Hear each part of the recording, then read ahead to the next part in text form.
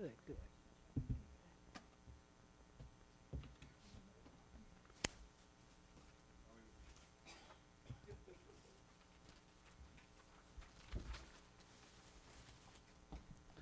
All right, it's past 6, so let's start this study session of Urbana School District 116. Roll call, please. President Pulowski, Here. Vice President Exum, Secretary Langendorf here, Member Baxley, Here. Member Hickson, Member Jones, Here. Member Stanton. Here. We have a quorum. Are there any additions, corrections, modifications to tonight's agenda? There are none. At this point, we would accept citizen statements from the public. Is anybody wishing to make a statement before the board? Please fill out a goldenrod sheet and hand it to our recording secretary. There are no citizen statements this evening. There is no call for an executive session after tonight's meeting, so this chair would entertain a motion to approve tonight's agenda. So moved. Second. All in favor say aye.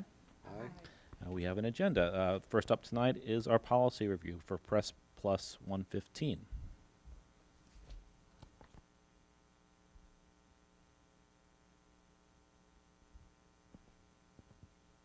Lori, did you make copies for the board of the Press 115 document that I shared out? Nope, okay. I will give it to John really quickly so he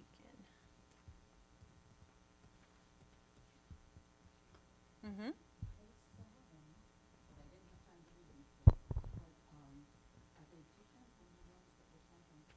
Yeah, so what Lori does is she sends you a huge packet of like hundreds of pages, and then I basically condense it for you and put it in a smaller. Yep. So it's the Cliff Notes version. That's a good way to say it. So yeah, that's okay. I'm gonna send it to John so he can at least. Basically, this was a 5-year review packet. There were very few that needed any additional explanation.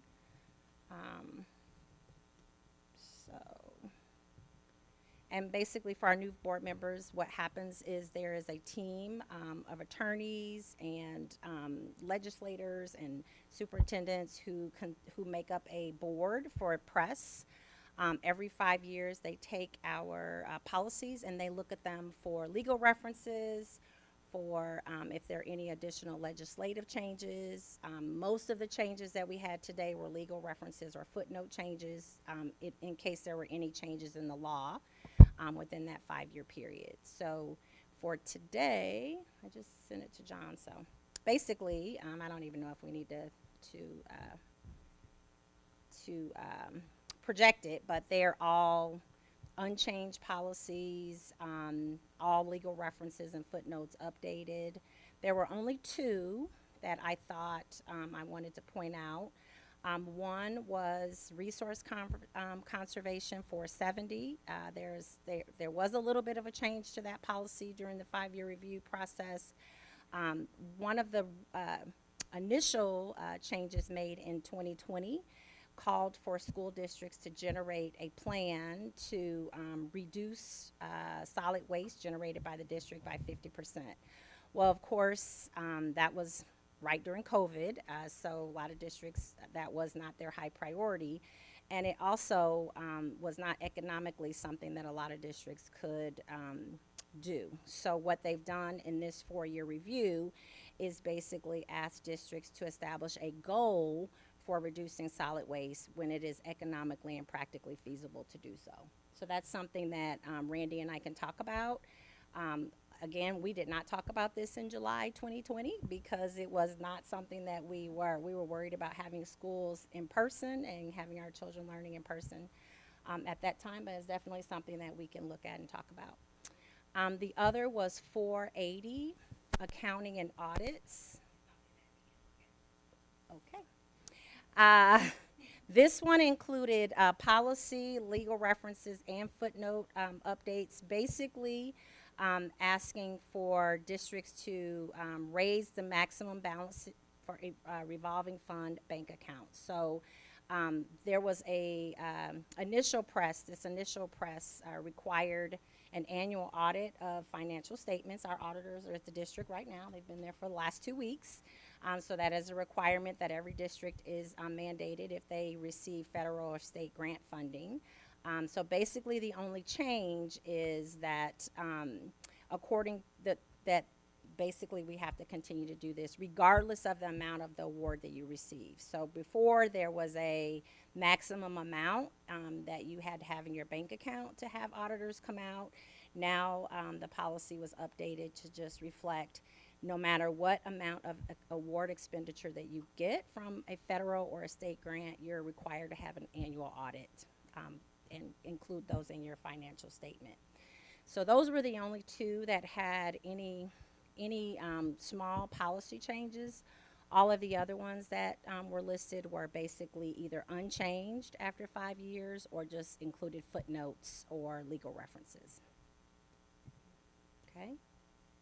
Okay, Any other questions for? yeah, question. I was just highlighting what they were unchanged or what, but on the 4140 waiver of I couldn't find that one anywhere. Is that? Waiver of student fees. Right. So that one was basically a footnote change. Last year, the last 2 years, we have not been able to withhold graduation diplomas or keep students from participating in activities or even graduation if they had fees. So that basically is, they just included that as a official change now. That came from Governor Pritzker the last 2 years saying, and our state superintendent basically told districts that this is what we would do.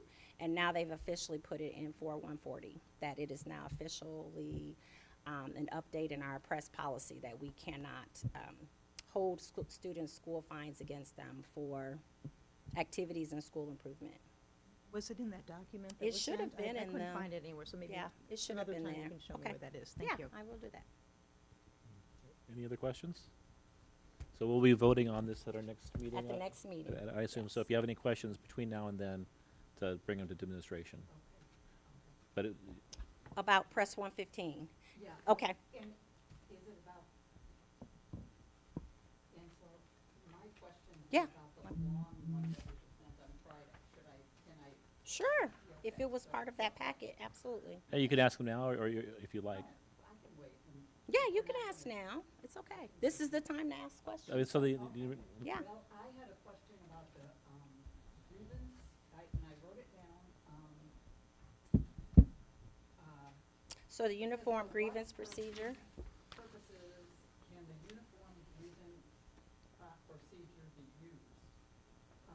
Sometimes we get letters from people. Sure. And they feel like they have gone, asked, all the people that they can at central office, Yep. blah, blah, blah. Is this the grievance procedure that you could tell people, you could use? It is in our district handbook, so it's included as one of the policies in our district handbook where it names who our complaint managers are.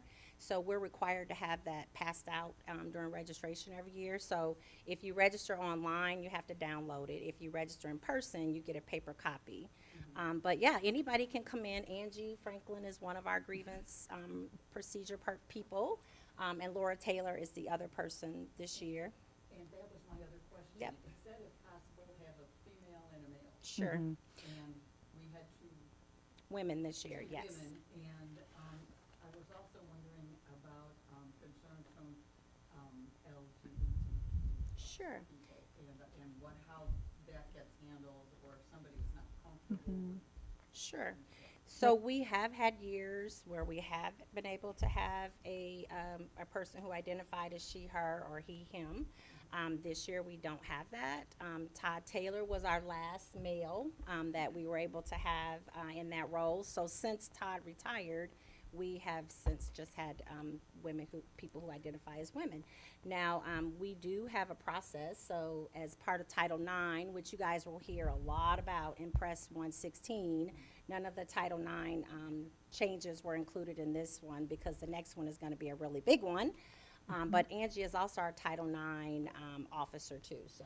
I can also share that Peter Furch is the Director of Human Resources, yeah. and he's shadowing me in terms of the investigations. And so he is a male on the team. He's just not the official complaint manager. I want to work with him for a year before we name him that as well. So we do have a male present as well. And at any point, if anyone felt uncomfortable, even talking with Dr. Franklin or Dr. Taylor, they could, of course, voice that, and we would have someone else handle their investigation for sure. Yep. Good question. Yep. Anyone else? All right, if you have any questions in the interim, bring them to administration, but be prepared to vote on this at our next meeting. Our second policy review tonight is about public participation at board meetings and petitions to the board policy. This is policy 2:230. So this was one of the board topics that you guys selected. I think Sid Lally was the one who brought it forward, so thank you, Sid Lally. So basically my role is we just did research for you. Lori reached out to several other executive assistants and administrative assistants throughout the LUDA. And then we also asked our attorneys to provide some guidance and legal advice on changes that the board might consider making. So we provided you with a little research packet of what our other districts do, what our city council in Urbana and Champaign, also the Champaign County Board. And then we also have provided some specific guidance from our attorneys. So at this point, I think if you have had a chance to look through all of that, I know the attorney information was just shared out today, so you may not have seen that because, yeah, she just, here, I have a copy of it. And the packet included, that you got on Friday, included some of the research of what other districts do. So I think at this point, we were just gonna allow you to kind of discuss what you guys are thinking. Yep, I guess anybody wishes to kind of speak to the matter with regards to the current policy, any changes they would like to make to it. It's your opportunity. The floor is yours. So, Lally. I think last time I mentioned it that sometimes the stress and the overwhelm of the public also reflects in us going home, and that I totally want the public to come, and I want the participation. I want this board to be more committed and have a straight communication with them. I'm sad that we cannot back and forth in conversation style. I understand why, to avoid conflict. It's important, for us to reserve, and if they have questions, they can email to us. We can respond, and always they can come to us in other settings as long as we are available. We can also commit more to go to the schools and talk to the teachers and see in the parent-teacher conference, maybe they have something to address to the board. But the time consuming that we spend in here, sometimes in a really hard topics, is absurd. I mean, it's the same questions, and I understand the frustration because I probably will be the one who will be there sitting as well if something is affecting my child, and I will be there with 2 or 3 essays, reading it to you guys every week, but I don't think it's a more effective way for us to do it. So seeing other districts, I feel like we can make it efficient and practical and just go to the point. So for that, what I propose to maybe select people, or like the people can come and have the multiple spaces where they can express, or have a meeting specific for that, or certain time, I don't know. I haven't read this one, I'm sorry. I think maybe limiting the time, just reducing the time from 5 to what seems like 3 minutes seems to be the average. Limiting the overall time would also help, saying, like tonight, we could say 5 minutes total. But if it's a big, if we have lots of people, we can't expect everybody, 30 people to speak for 5 minutes. That's too long. Yeah, we can also open this a little bit more space, maybe in the beginning, in the middle, on the in the late side. Maybe open when this is a really hot topic, and there just have a session for listening, concerns. The concerns I read, though, were people who are going to speak at the end of the meeting will probably not want to sit around until 11 o'clock to, Well, the- right, right. That so- sometimes we go here, what was the longest time? I think midnight. And, I mean, that was, yeah, that was the longest one we had.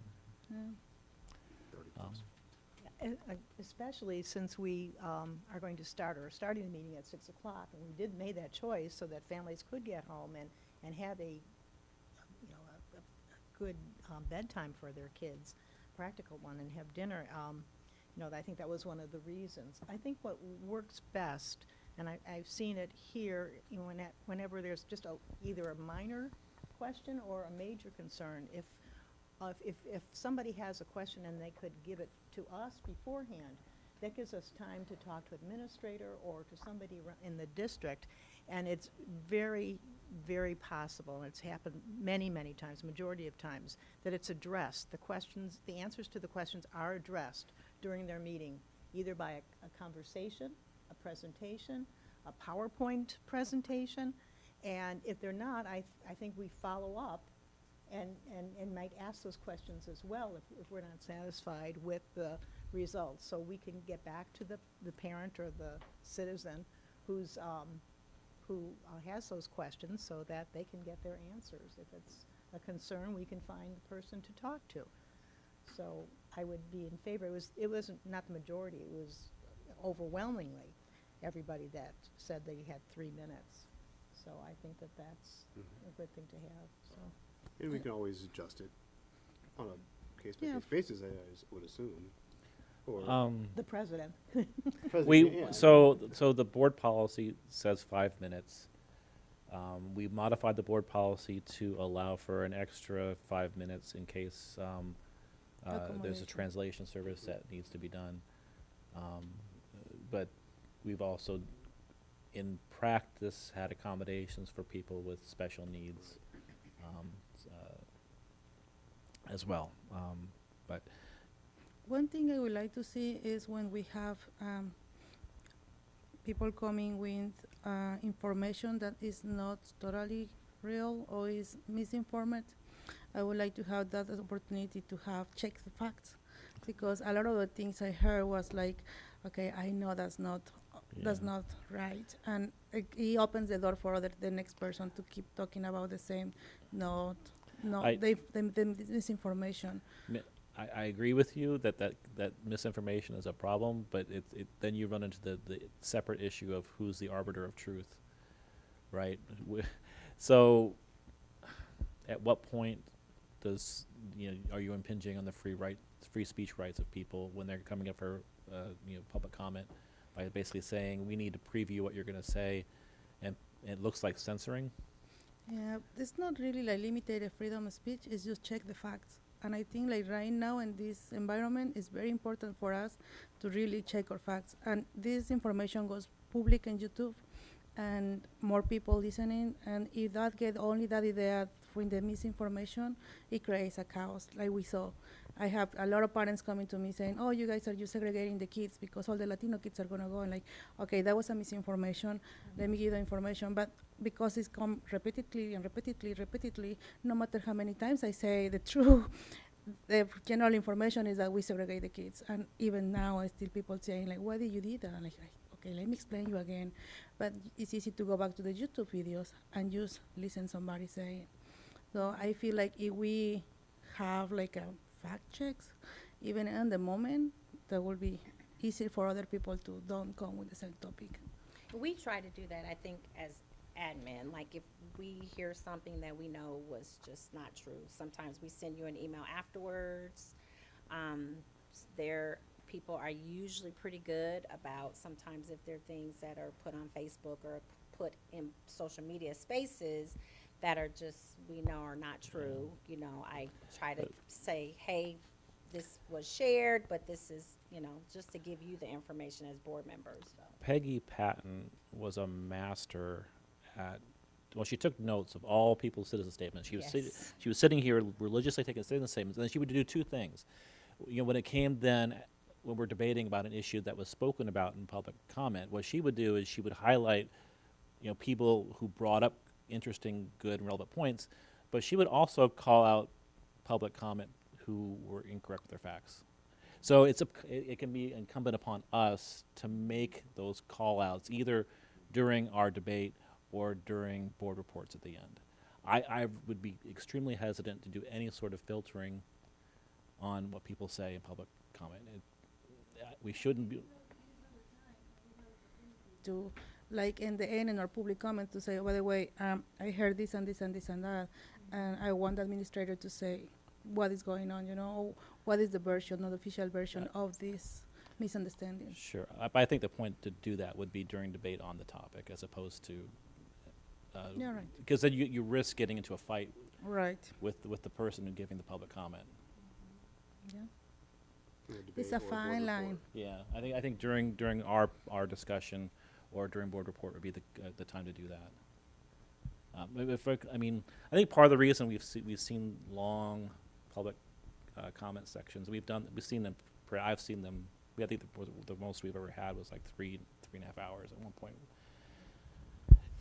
Is due to the fact that is the only venue that many people feel they are heard by the board. Even though there's lots of other ways to do it, like you said, emails, phone calls, meeting in small groups. There's no like official way. There's no official board policy that shows other ways for the public to have a conversation with us. So I'm not opposed to doing things to make our meetings more efficient, but I would also want to see codified in board policy a corresponding way to provide another venue for public discourse. And maybe one that's more of a conversation instead of one where we're just being talked at. So if we're, I would more readily vote for changes to our public policy for public comment as long as they were coupled with corresponding board policy for us to have another venue for the public. Absolutely. I agree. I think that a goal has to be based on how to increase the role and participation of the public while being mindful of the time of the meetings. And some of the not suggestions, but the things that people did and were in that list that you sent us, which I found really helpful, where they made the public comment. If you had a public comment about a topic that was going to be discussed that evening, the public comment time came right before that discussion. And that actually would bring the public comment into the meeting more. And I thought that was a really, actually good idea. I think you could then the people would feel more a part of the discussion, and because the comment was right at the time of the discussion, it's right at the top of your head, and you can say, oh, well, regarding such and such, and I think that it would bring the community more into the meeting. The other thing I thought was good, and Lori, but somebody said that the public comments were included in the minutes, and that would make them, it would memorialize them, and it would show that we respect the time and effort that the people were giving us, which that's what they're doing. They are giving their time and effort to us to help make a good decision for the district. And so I would really like to think about those kinds of things. I mean, I'm not against, the other thing I thought was a good idea, by the way, they said 3 minutes for one person, but 5 minutes for a group.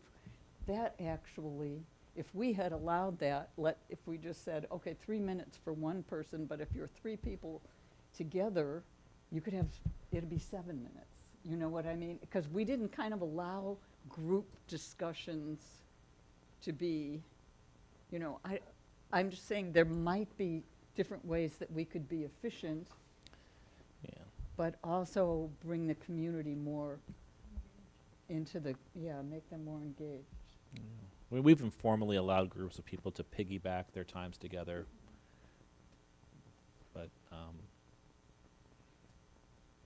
Then they get more than 5 minutes because they're one following the other, yeah, so it's 5 times X. Yeah, right. Yeah, I think in some places too, and it might be this Champaign City Council, where they have maybe an option to speak about it at the beginning of the meeting or before the item. The option has to be given that they can do either, because some people just can't stick around, and we don't know if this conversation is going to take an hour and a half and the next conversation is going to take 20 minutes, and so that we can't give them an idea of how much time they're going to have to sit and wait. If it's their option to do that if they want to. But if we're going to go that route, Jennifer, I'd like to see an option. And it might be the only night that they can come. So if something's not on the agenda, they really want to bring it to our attention, they would have the right also, I believe, even if it's not on the agenda, to come and speak up at the beginning of the meeting if it's convenient for them. Like prioritize the topics. Sometimes on our agenda we leave the hot topic in the end, and that the people already live. So maybe we can just prioritize the topics that the people is engaged with, to prioritize in the beginning, so we give the opportunity to them to stay and be present when we discuss about it. We can always amend the agenda on a given night too. So if there are, and we do that, for when a student group is here and there's a bunch of policy reviews, we'll move the student group up so they can get back and do homework, for example. So we can do that right now if we want to.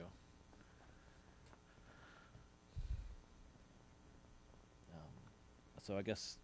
And Go I ahead. also wondered about, isn't it true that each board member represents portions of 2 school communities, so that, like, I don't just represent Leal, I represent Leal, and it used to be Wiley. I don't know I what mean, it is. our oath is that we're supposed to see the needs of the district. Oh, right. I overall, agree but- with that totally. But what I'm saying is we're in the sub-districts, and maybe what we could do is the people, like once a quarter, we could say in our rules that 2 board members, because it can't be more than 2, could go to one of the 2 schools and make it a regular part of our responsibilities, and scheduled and everything, because that would kind of do what you said. Let's bring in more participation. Yeah, I mean, I went through. I went to the Yankee Ridge PTA meeting. It was rather challenging at the time, but it was good. I mean, Mhm. it was. I think people left. They didn't leave happy because of the situation, but they appreciated being heard, right? And I think that's something that we do owe the public to do.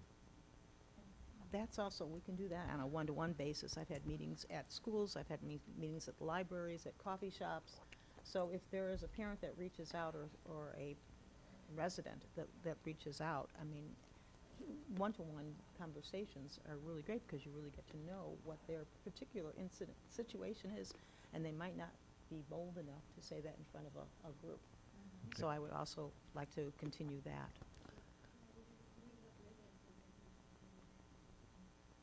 All right. So another way for me to be with people, with public, is making a play dates. So we made play dates, and we went to That's a good coffees, and idea. we went to have like snacks in the market with families that wanted to talk.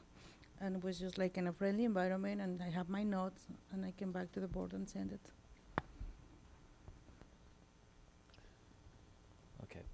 So I guess, where do we go from here? It sounds like we all want to change things, but we haven't really defined what they are. But how we define what has changed is by writing policy. So I guess what I would recommend is for those board members who wish to, make specific changes, to go to 3 minutes, or to limit the total participation, or to have, say, we're going to have an option to have 5 people speak before we do a topic, specific things, then I would recommend that maybe 2 of you get together to, to write up and propose and bring back specific policy changes to 2:230. And then also, I think to secure my vote anyway, I think we'd also have to write up a separate policy with regards to codifying public meetings outside of the board meeting for public engagement. So if there's like 2 of you who kind of want to volunteer to throw something together and bring it back to the board for a future policy review, I think that would be appreciated.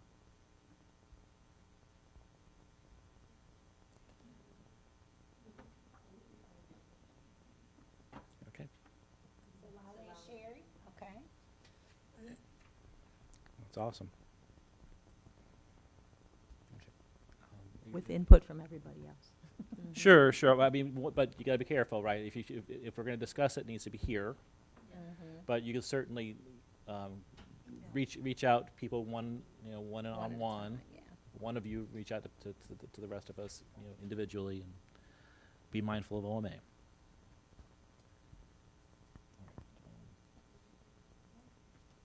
Right, guys, any other discussion? I didn't mean to cut it off discussion, but it seems to, okay.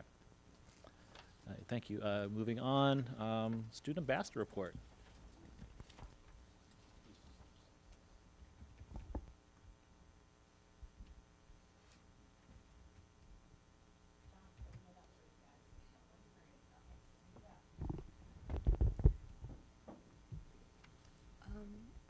Start.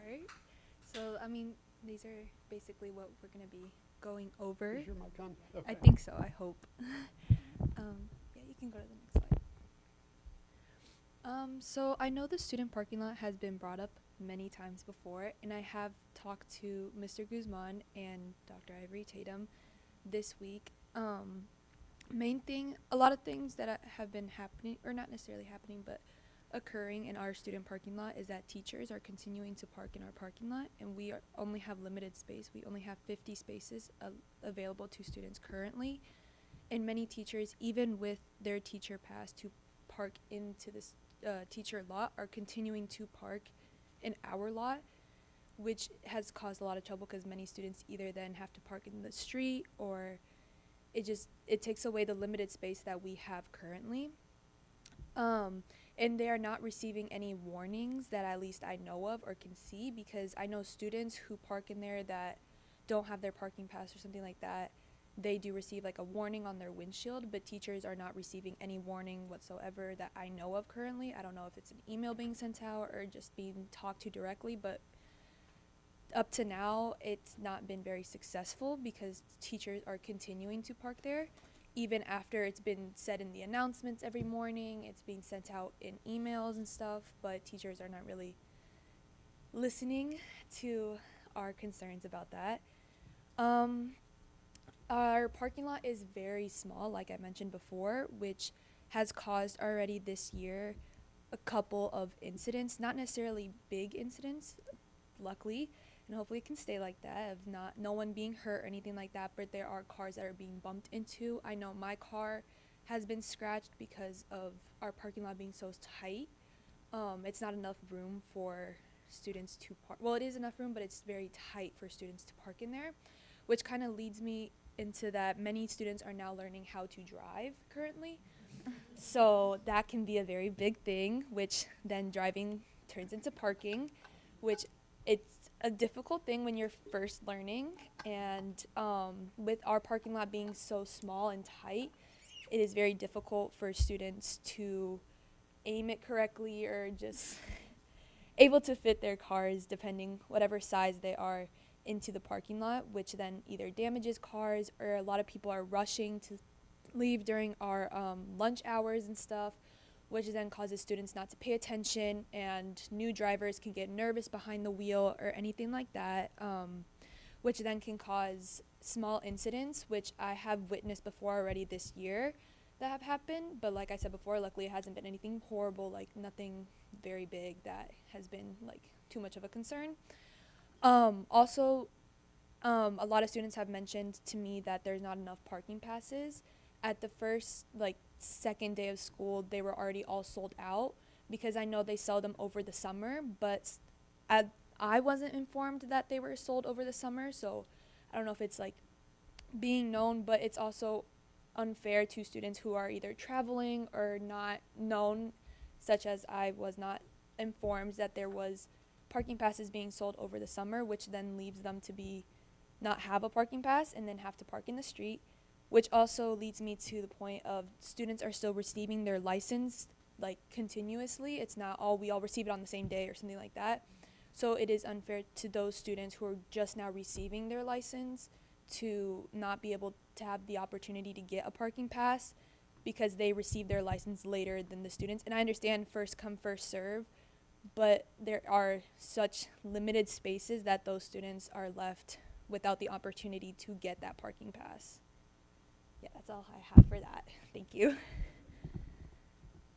Okay, so Can I say something? It's just, Mr. Guzman is very well aware. He's talked with Mr. Ashman, and I know he's talked with you guys that they are definitely working on parking. So just Thank you. wanted the public to know that it is an ongoing conversation. do we know if they're going to extend the parking lot, the student parking lot, with the So- new law?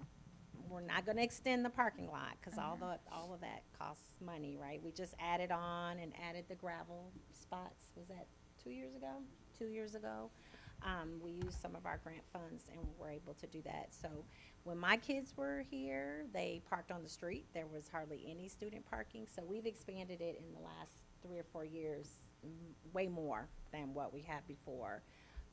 So the only way we are going to be able to extend it to the degree that it will help significantly is through the campus land use project that we have architectural plans for, but no funding right now. So I think we just have to be creative in how we can work together to figure out how we can address the issue. So I know Mr. Guzman is really working on it.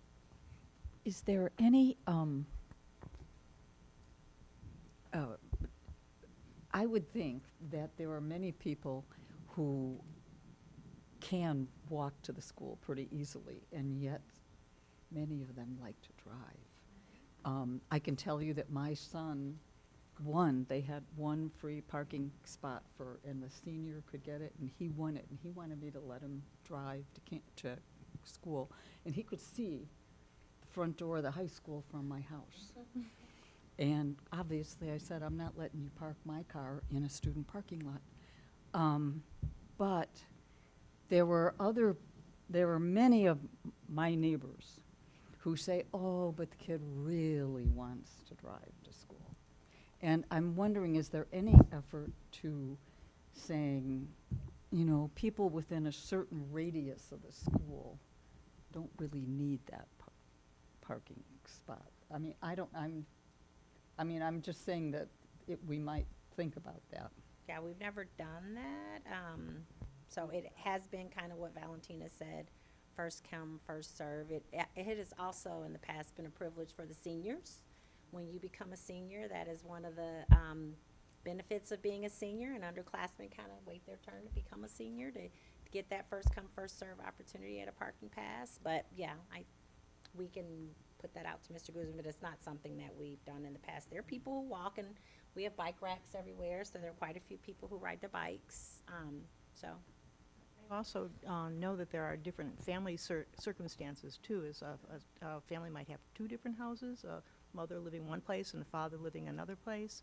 They might have to work, or they might have a late practice and a game, and when they come back at 10 o'clock at night, they might not want to walk back to their homes at that time. So, I mean, every family has their own story, and I don't know that we want to, delve into every single person and interview them whether or not they need or don't need a parking spot. But I was just wondering how many are available, how many spots in that lot? 50. That I don't know. I know we have 50 for the There's students. 50 spots, yeah. Yeah. And For the it's, student. yeah. I don't know how many are total. I mean, students park on Broadway. They park, behind. Yeah, Michigan. I just wanted to add on to the family situations and stuff, which our parking passes do cost not quite a lot for a high school student to pay for, and I know many families make their students like as a privilege to park there. So that also fits into like certain family situations either can't afford their student to have a parking pass, but then, I mean, the street is available, but there is also only limited space on that street that either will get towed or like there are houses there that still deserve to have their house to be able to get into and get out. So I just wanted to mention that as well. Excuse me, how much does it cost? $40. I think 40, yeah. Yep, 40.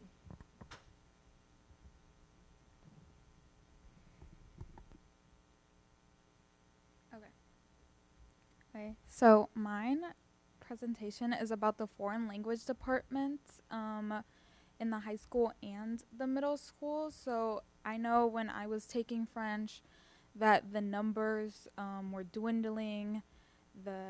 There's just not many people interested in foreign language, and especially French. Before, there used to be an AP and a 7-8 at different hours, and now they've been combined because there's just so little students that are interested. So I just think that the foreign language department is being overlooked, and I think a way to fix this is to start in the middle school. It's been very wishy-washy, especially with the Spanish teacher, not having like a stable Spanish teacher the last couple of years, I think during COVID. So I think that is a good way to start. And soon foreign language is going to be a requirement to graduate in high school. So I think if we can get more students in the middle school to take a foreign language, that it would be a nice thing, because then they'd knock out those credits. But this could be wrong, but I've heard that the foreign language, well, if you take it 7th and 8th grade year, that those students are not earning their high school credit, so it doesn't count towards high school credit. And I know in math, if you excel, like if you took algebra your 8th grade year, that counted for high school credit. So I was just wondering if there was a way that we could change that way, because soon it is going to be a requirement, that if they could take it 7th and 8th grade year and get their high school credit done there, then it'd be easier and they'd have more space in their schedule to either have free period or other electives that they'd like to take that aren't required for graduation. So Yeah. right now, they, if you take a foreign language, you have Spanish, French, and German at the middle school. They don't, students have the option of starting as a freshman in like Spanish, for instance.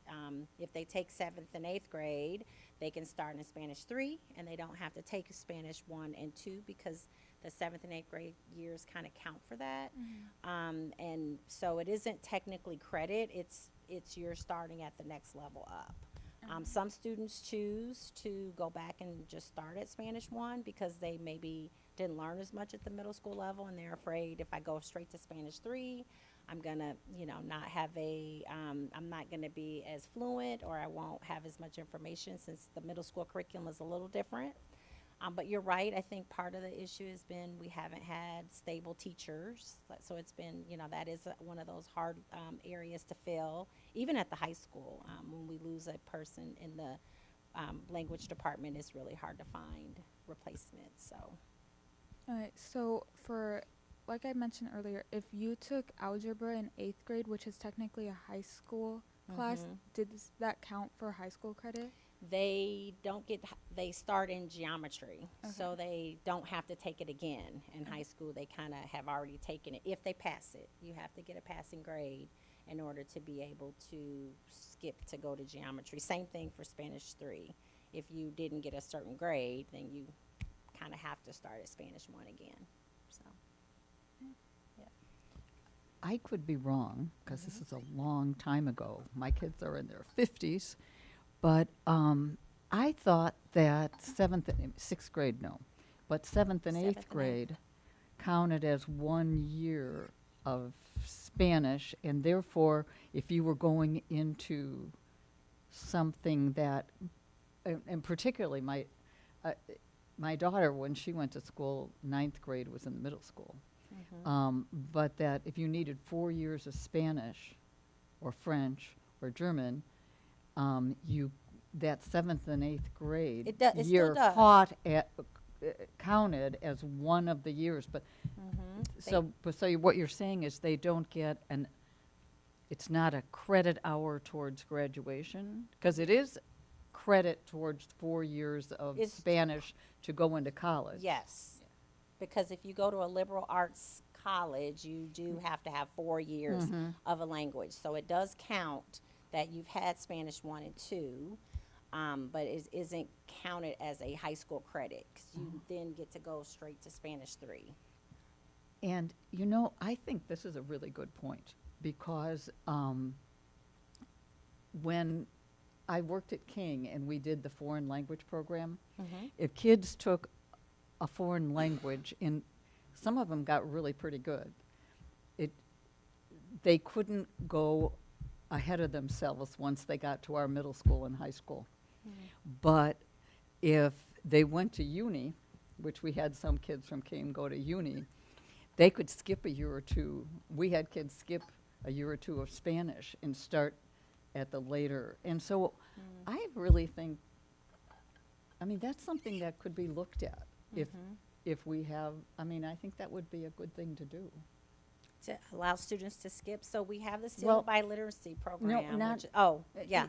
But to look at how those credits are counted, and it's sort of like AP classes. We didn't used to do AP classes, which counted towards college. But if we had a really good French, German, Spanish curriculum, that should count towards. So it does. I guess what I'm saying is, so my kid did this, right? He took 7th and 8th grade Spanish, and then he took Spanish 3, 4, 5, 6, 7, 8, and then they can go all the way to AP. So when he went to school, he still had on his transcript that he had 4 years of Spanish. It didn't matter that the Spanish 1 and 2 was in the middle school, because he started at Spanish 3. What I'm saying is, okay, I had a cousin's child went to the U of I. She took so many AP classes at Naperville that she did an engineering degree in 3 years. Saved her parents a bunch of money. So what I'm saying is, why couldn't we look at the Urbana Middle School foreign language and algebra that same way, and allow that student to get a credit towards graduating from high school, and then they could take something else interesting. Sure. So I checked on this today with our registrar. Mr. Guzman and I were checking back and forth. Our registrar said they do not assign credit for a 7th and 8th grade class, because you didn't take it at the high school. The only reason they're able to do that for algebra is they're not actually getting a credit for it. They're kind of passing algebra and going to the next level. What'd you say? Yes, they're getting it's like when you take the AP test, right, as a senior. If you get a certain score at the U of I, they don't make you take it again. You get to skip and go to the next thing, and that's kind of what this is. But you also get credit for it at the U Yes, of I. but this is And a so little what different. I'm saying Yes. is that a state law that you don't get?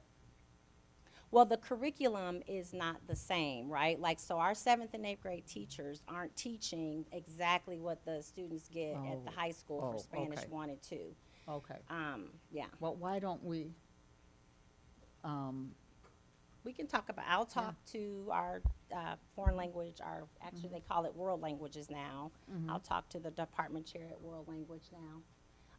Is it Miss Alvarez? Who's the world language department chair? Do you know? Miss Alvarez. Miss Alvarez, okay. So I'll talk with Miss Alvarez about it. Yeah. What about the kids who comes from the Duolingo program? So they have an option to take other languages if they want to. Like Sitlali is a fluent Spanish speaker, and she took French. So we have our biliteracy students who come, the SILA biliteracy. So a lot of our students who are native in one language, they take other languages at high school. But now when the 6th grade center coming from the Duolingo program, French and Spanish, are they going to keep receiving support in the 6th grade? So for dual language, yes, Uh-huh. but we're not offering world language at 6th grade, because we don't offer it now. So right now you can't start. So when do they start in 7th grade? 7th grade, yep, Spanish, French, and German. Okay, thank you.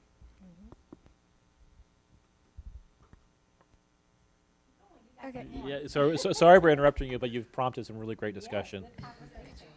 Okay. So our last thing is events.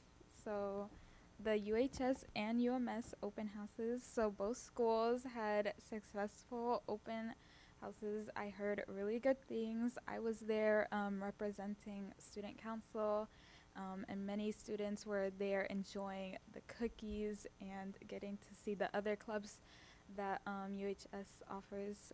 And the students and parents were both able to tour their schools and meet the teachers, which is also really nice just to know, who their students have before, so they know who they're reaching out to with any questions or concerns. So yeah. And then Labor Day parade. So the Tiger Marching Band did a wonderful job representing the Urbana High School and the district overall. They received many compliments and very entertaining. The UAA also had a float handing out candy and representing the union. It was a nice day for the parade, and everyone enjoyed themselves. So, yeah. For our girls varsity volleyball team, they got their first home win against MacArthur, which is very exciting because this year we have a new coach that no one really knew, and so everyone's still adjusting to a different coaching style because many of us have been coached. When I say us, I'm part of the team also. Sorry, I didn't forgot to mention that. But many of us were coached by the same coach for many, many years. And so we were adjusted to her coaching. And so with the new coach, it was hard at first to get to know the new coach and how she coaches and everything. But we're all hopefully adjusting to it. And I see a lot more wins this year than the last couple of years. So that's very exciting. Valentina. I will. Yes. For clubs, our UHS is starting their very own Junior Manners Club. I don't know if you guys have heard of any clubs like that, but it's basically a club that focuses on agriculture, nature, and many things. They're a very hands-on club, and they just introduce students into agriculture and makes them more interested. Because I know a lot of students, when they hear agriculture, they think oh, boring, I don't want to do that. But it's honestly a very interesting topic that more students should probably get more involved in. So they're starting this club to hopefully join more students and stuff like that. And they're going to be planning a lot of fun activities for the high school. They're going to have, I know, a movie night on the football field where anyone can join. They're going to have pumpkin carving contests, many fun things like that. So they're hoping to find a little bit of funding to help with that. Hopefully they're going to be starting more fundraising and stuff like that to be able to have the movie night at the football field and stuff like that, and bring the school more interested into agriculture, because not a lot of people know a lot about that class and stuff like that. So this club is hopefully going to introduce it more for students to get more involved and stuff like that. Who's the sponsor class? Miss Jack. Okay. Yeah, and I'm pretty sure the president and vice president, I'm not too sure about this, are Ruby Pittinger, I think is her last name, and Lily Kasich. Okay. So that is people that are very known in our school, so they are hopefully bringing a new club where many people will get more interested into agriculture and nature. And I think that's all we have for you guys. So Thank you. That was fantastic. Thank you. Thank you. We do have a pair of public hearings tonight, but seeing we have an empty room, these should go pretty quickly. I'm going to open the floor for a public hearing to discuss the fiscal year 25 district budget. The public hearing is now open. Anybody can come in and ask questions of the board with regards to the fiscal year 25 district budget. Calling once, calling twice. There's no one here, so hearing is closed. And again, for 9.2, this is for the fiscal year 25 adult education budget. The chair is now opening the floor for comments or questions with regards to the fiscal year 25 Urbana adult education budget. Calling once, calling twice. Public hearing is closed. We do have a quartet of administrative reports tonight. The first up is our 6-day student enrollment report. John and I are gonna tag team this one a little bit. Oh, I'm just gonna give you the clicker. Okay, I'm trying to find, do I have a copy of it, Lori?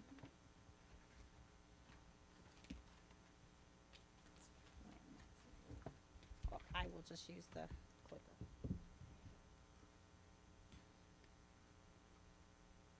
Okay, so we started school on the 17th. No, what was the first day? 13th, 14th, 15th for students. The 19th was the first day for all students, and our 6th day was August 23rd. The 10th day of school was last week, and I was talking about the slides, Lori, but that's okay.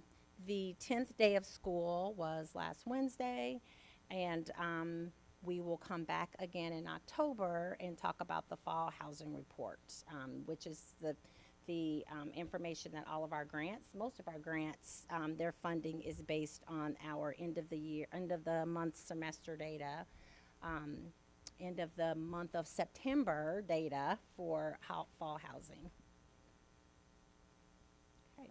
So total enrollment 3-year comparison. So we like to give a little historical context. We didn't go back more than 3 years. So 24-25 is in the kind of that greenish color, and we're currently this year as of August 29th, which was last week, at 4159.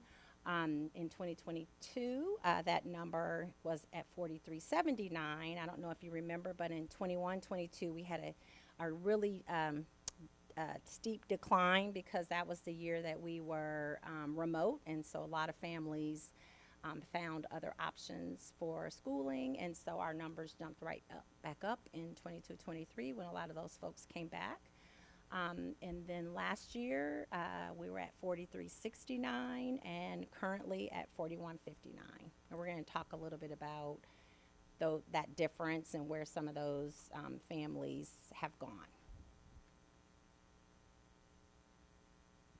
So this is the 6-day enrollment report, and this is a chart that we've used for many, many years, dating back all the way to 2007. At some point, we're going to run out of lines and have to kind of drop a couple years, but as of now, you can see that trend data for many, many years leading up to 2024. So pre-K is a little lower than it usually is this time of year. They're at 230. They average around in the mid 200s. By the end of the year, they'll be up in 300, and right now they're just screening. They're doing a lot of their child find protocols and finding those 3, 4, and 5-year-olds. So by the end of the year, they're usually much closer to 300 or more. Our K-5 subtotals are 1867, and this time last year they were at 2008, so a difference of 141. And for middle school, high school, their total right now is 2050, and last year they were at 2118, a difference of 68. So a total difference of 209 students. So where are some of the students that are not here, those 209 students? So right now, what we usually do is, and we've talked about this in years past,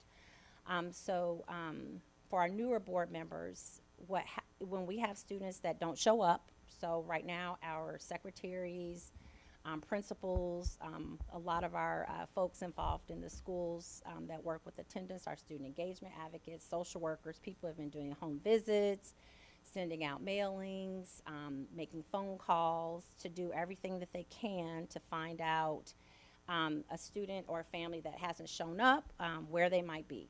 In some instances, we are able to get in touch with those folks, and we find out that they are in another district, or they've moved out of state, or they're gone to a private school, and then we drop them, which is what this slide is all about. It is really about how we're showing the withdrawal codes that we have entered for the students that we know where they've been. So 89% of our students remain in district. That blue one there is the unknown. So we will continue to make contact and try to make contact with families. At any point when we find out where a family is or where they might have gone for school this year, our secretaries can go back in and they can add a drop code. So these numbers, that unknown number, that 14%, will go down a little bit more as the year goes on. But for right now, that unknown is a pretty high number for us, the 14%. Yeah, and one more item of note before you go on. So the number of people who left outside of the United States is 2% there. So every year, over the course of the year, about 15% is our typical student mobility. So this is 11% that happened kind of over the summer, and then we have another 4-ish% that happens throughout the year. But that number who went to some other foreign country, when you look at the next slide, many of the unknowns might be people who went to a foreign country and then we haven't been able to get a hold of them because they're in a foreign country. Good point. Thank you, John. You can see our 1% dropout, which that is a number that we continually work toward making sure that we're decreasing the number of students that are dropping out. Mr. Guzman is doing a great job of putting some protocols in place to make sure that we're doing all that we can at the high school before a student gets to the point where they are wanting to drop out. Of course, we partner with Adult Ed, and the Adult Ed program is a great alternative option for some of our students who, for work reasons, for just all kinds of reasons, who decide that a traditional high school day is not working for them, and they come to Adult Ed and they're very successful. So right now, there were about 1% of our students who did that. John already mentioned the foreign percentage there. We do have students who choose to leave and go to uni high. That is usually a very typical number for us at the middle school, and most of these are middle schoolers because a lot of the uni high students come back for high school, so they get that high school course selection and a high school experience. We always have families that are homeschooling, so that 4% there. Champaign County means, John, if I'm correct, that 5% means we don't know what school in Champaign County they went to. We just know they're. We know what school. There's certain codes in Skyward. So we have Champaign coded explicitly. We have Uni High coded explicitly. And then Champaign County, the Is rest of everybody them, else. we kind of lump together to Got it. make Thank life you. easy. Thank you. Then we have the 5% of our families that chose private, and USA means they went to another state. And we sometimes know what other state they went to, and sometimes we don't. The Illinois number is that they went to another school someplace in the state of Illinois. The another school, John, what is that 13% there? That's just a different way they coded it. Okay. So. But it could mean in USA or it could Yeah. mean in Illinois. Okay. Well, the number that I wanted to focus on most is that 31% for Champaign. So Paul asked about this in an email earlier, and I didn't share it out with everyone because we were going to talk about it anyway. So for the last 2 years, we have seen a significant number of students who we know are living in Champaign but are coming to Urbana schools. And so board members have seen this in some of our discipline hearings when we sit down and we talk about where the student lives. It has been very ironic that in some of those situations, those have been students that lived in Champaign. So what happened when we moved away from the centralized registration several years ago during COVID, we used to have a set place. Everyone came and registered. Every year you did your residency, you brought your lease, you brought your utilities, you went through that process, and someone checked you off every step of the way. When we started online, the residency concerns and issues increased because now I can just go in if I'm a returning family. I see all of my information is already loaded in there for me, and I just go through the registration process. So what has happened over the last few years since we started that is people have moved to other places and they unfortunately have not gone in and changed their addresses. And so we, in the last, this year, it was a huge number this year. Our secretaries, we asked them to keep track of families that they may have received return mail. So we send out mailings all year. Oftentimes we get mail returned. It says, no, this person doesn't live at this address, or we don't have a forwarding address, or there's no name recognized. And so our secretaries are usually pretty good about reaching out to the family and saying, hey, we sent this to you in the mail and it came back. And that is how they find out in some instances where other people have moved to Rantoul or they've moved to Champaign. And so this year we really asked our secretaries to keep a note whenever that happened, and they kind of kept a running list. And when we heard about families that we knew lived in Champaign but were attending Urbana schools, we were going really specifically checking in.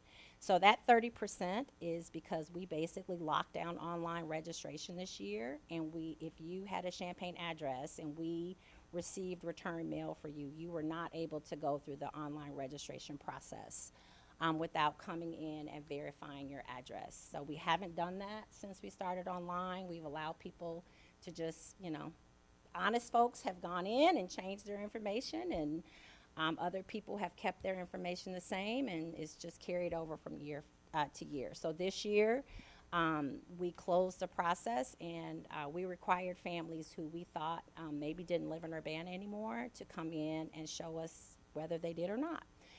So that is one of the reasons that number is significantly higher this year. I don't know, John, if you want to add anything else about that? No. Questions about that part? Okay. Oh, go ahead, John. Paul. I mean, so do you know like how many students that was, like a number? So John has that on another slide. Oh, okay. Yep. And sorry, one more thing. The homeschool number you mentioned, I think, or all of these numbers are the students leaving, and then the Yes. next slide will show the students coming in. So if you just kind of Okay. get a picture of that in your mind, just as Yep. a comparison for the next I one. want to say that number is like 120 or 125, but it's probably on another, that 31%, it was about 120-ish kids. I'll look it up. But real we'll look quick. it up. Yeah. So student movement into the district based on entry close. So these were the codes of the students coming to us. So again, 89% of our students didn't leave or had no changes, but we also had a lot of folks come to us. So we had 15%. We received 15% from Champaign. It's very interesting because I had several conversations with Unit 4 folks this summer, and they were doing the exact same thing that we were doing. So they also have a large number of folks that live in Urbana who have been attending schools in Champaign. So they went through a very similar process, and we collaborated a little bit. And so we received back 15% of the students who, some of these are probably families who just naturally moved to Urbana. But some of these are also families who had to prove their residency in Unit 4, and Unit 4 found out they lived in Urbana, so they're back in Urbana. And then you can see all the other codes, basically private, homeschool, nursery would be families who had their kids in like a private daycare and they came to early childhood or kindergarten. And then we also have the foreign, USA, and Illinois schools.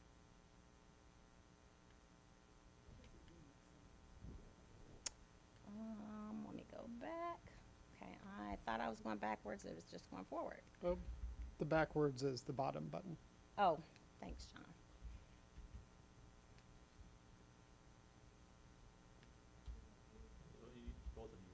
Oh, Sorry. we're both clicking. Okay, John, get us back to, this withdrawal or the no, entry? the receiving Okay. accelerated. I can't see the number. It's a very small number. Is that the number of like homeschool students who? Yeah. So that, I apologize, I should have taken off of there. So this is only kids who should have been only kids who are leaving or entering the district.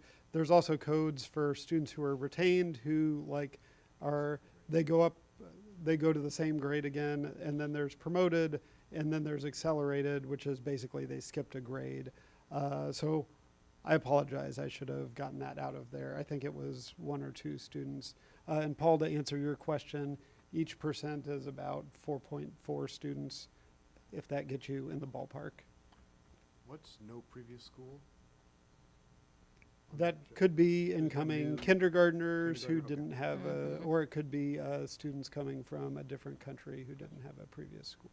We also have first graders who come to us. Like we have kindergarten is not mandatory, so we often have not a lot, but we do have students who start with us in first grade. Yep. We remember that kids that were homeless that Mhm. lived in just kind of nowhere. Did that affect those students as well? You know what, Lola? Thank you so much for saying that. So, going back to that withdrawal number, I should have said that, so I'm glad you reminded me.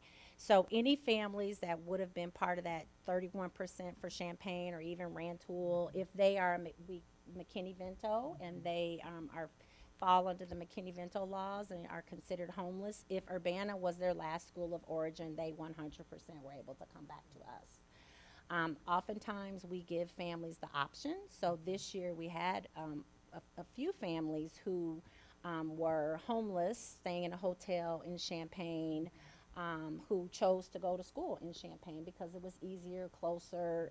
Transportation was, easier for them. They didn't have to wait for one of our buses. But then most of the time, though, families who are homeless and have been in Urbana and moved somewhere else, we provide transportation for them to continue to come back. So thank you for saying that. I meant to mention that.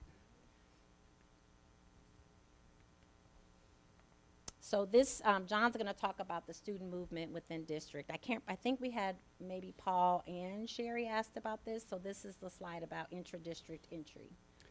Yep, and so this slide shows, so there was another code on the entry forms of what their previous school was in district, so it kind of goes out from if it's a school, one of ours, and then Champaign County, Illinois. So these are where they were from all the other schools. As I mentioned, that promoted code at the bottom, that's just they're promoted within their same school. So those are the number of students who stayed at the school. And then this just kind of highlights the where the movement was between schools for the district. So if you look at the new Yankee Ridge multilingual, that has kind of a high inflow from DPW and Leal, where the dual language students were coming from that program. And then if you look at Yankee Ridge, the old Yankee Ridge at the bottom, a lot of those students went back to DPW and Leal, since that's where the spaces were. And then the students who are moving on to UMS in the far column. One of the interesting things is there's a larger number of students coming into DPW kind of from around the district. Those are a lot of the students who were overflowed because we didn't have room last year, and now we have room to return them back to their home school, which is a positive. So the rest of this, some of it's kind of the natural students moving homes within the district, and some of this is the redistricting that we also did over the course of this past year. So that work shows up in those numbers as well.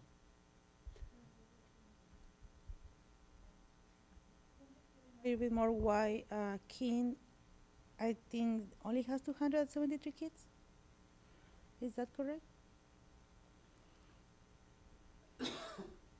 Keene School only The have total. 273 total students. And let me check this next one. So yeah, that is about the correct number. So I think they have one less strand than Yeah, some they're of the the other schools. They're the smallest elementary now. So they have 2 grade levels that only have 2 classes of each, and then all the other grade levels have 3. So Versus Yankee Ridge, I think, has 4 all the way all the down. way across. Yeah. Mhm. This is Just to clarify, this is The entry, yeah. just based on the entry withdrawal codes. So this is just the things that happen kind of over these months in the summer. So the numbers won't match up exactly with the numbers that you get on the enrollment report over here. So these are the actual numbers of kids in seats right now. Those are the kids who came or left the district within the window that we set up to kind of get this report of where kids were coming to and going from. So it doesn't include, like, we had to kind of cut it off at May and August. Otherwise, we would, like, not be capturing, like, what happened over the summer. So there's some other kids who came after that date in August, and some kids left or came before that date in May. So the 50 kids are the Yankee Ridge, the old Yankee Ridge, and now they're in the multilingual. I'm assuming is the French students? Yes, that's Okay. correct. By and large, yeah. Thank you. And we'll It look could at also that. be kindergarten, sorry, No, it could go also be kindergartners who started, but that would be a very small number. And the King class count is on the other form, which we'll look at in a minute. They're at 314 right now. And so this was one I got questions from Paul that we added. So this is, if you look at the bottom, that was where the out-of-district students, where they were coming from. You had asked of the kids who were leaving the district to go somewhere else, what schools were they coming from. So that's what schools they were coming from, kind of across the board there. As a portion of our regular annual kind of students coming and leaving the district, the student mobility number, that is very similar to what we've had in past years, where King is pretty close to 20%. Thomas Paine's a little lower. Leal and DPW are both around 12%. And then Yankee Ridge, these are last year's Yankee Ridge students, were around 19 to 20% as well. So these are kind of consistent numbers between the schools of where people have been coming and going from. You done? Okay. Oh, sorry. Sorry. I'll we let you both click. We hit it at the same time. So this is just showing a 3-year comparison across the buildings. We had a 3-year comparison in one of those earlier slides that showed the total. This is kind of more of a breakout by building. So green is 2023, 2022, 23. That yellowy mustard color is 23, 24, and then the orangish color is 24, 25. So you can kind of see the change. So you saw the increase for DPW, and then now this year, with our redistricting changes, they're lower. King has been kind of small and just grew a little bit with the redistricting changes. Leal, not very much change. The number of students that left from Leal this year, they basically almost got the same number of students in from other places. Thomas Paine was smaller, and then of course we renovated the building, and you know what always happens is we also always get more students, and then of course we moved a lot of our Wiley students into Thomas Paine, about 100. So that shows that yellow increase for 23-24. Thomas Paine basically stayed about the same with the changes from redistricting, but then of course you can see Yankee Ridge is at the highest that it's been, even though they have had, they averaged about 450 students for most of the year last year. So a little bit of an increase for them. And then this just shows the class counts. You have the class count sheet that is currently as of August 29th, but this shows you a little more of that 3-year history. So the class counts by building, same from 22-23 to 24-25. So you've got King Kindergarten, Leal, TP, DPW, and Yankee Ridge. So as you can see, DPW has had really high kindergartens.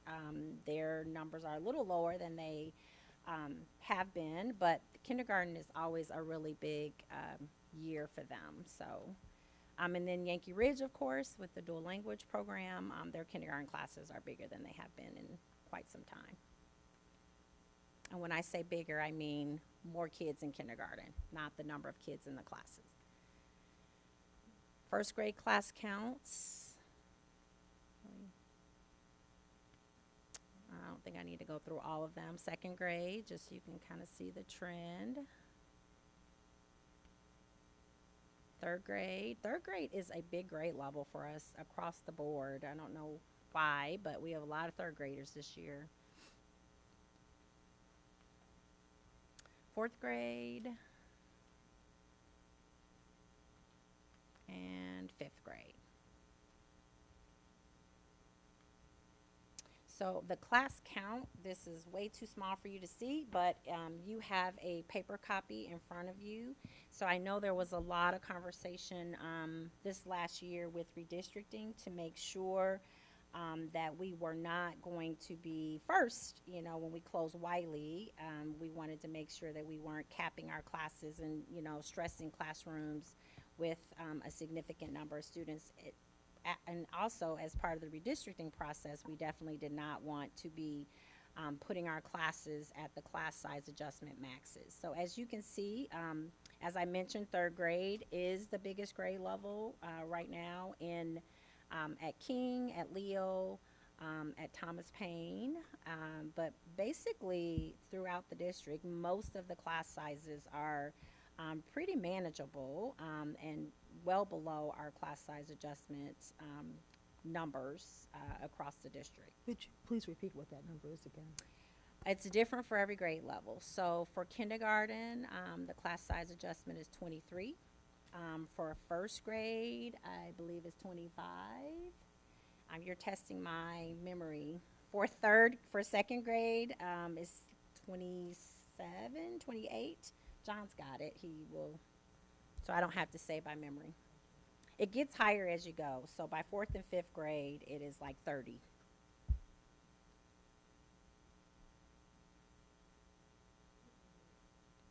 Well, yeah. Oh, yeah. Yeah. Okay, yeah, I know kindergarten is 23, and first grade has its own, and then we have second and third grade together, and fourth and fifth grade is 30, and I think second and third is maybe 28. But when John finds that, we'll have him jump in. I also wanted you to see that we still have a really nice French strand. I know there was a lot of conversation last year about how many French-speaking kindergartners we might have, or French families that choose the French dual language program. And so we were able to have a dedicated kindergarten class, which was something we weren't really sure about in the springtime in terms of numbers. So we have a dedicated K, and then a dedicated K, a dedicated 1, and then we have a couple combinations as they get bigger.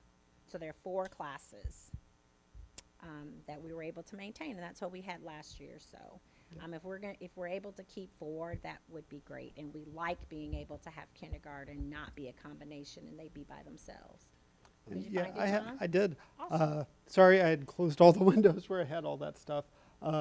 Yeah, as you said, kindergarten 23, first grade's 26, second and third grade are 29, and fourth and fifth grade are 31. So, and that's negotiated in the CBA, so that might change from year to year. Sure. Doing more outreach with to increase the numbers and maybe add another class? So we did a lot of that this spring. So the French BPAC did some of that. I know in our Francophone and Congolese populations, we did a lot of, having Papa John and some of the other groups really reaching out to family members and friends.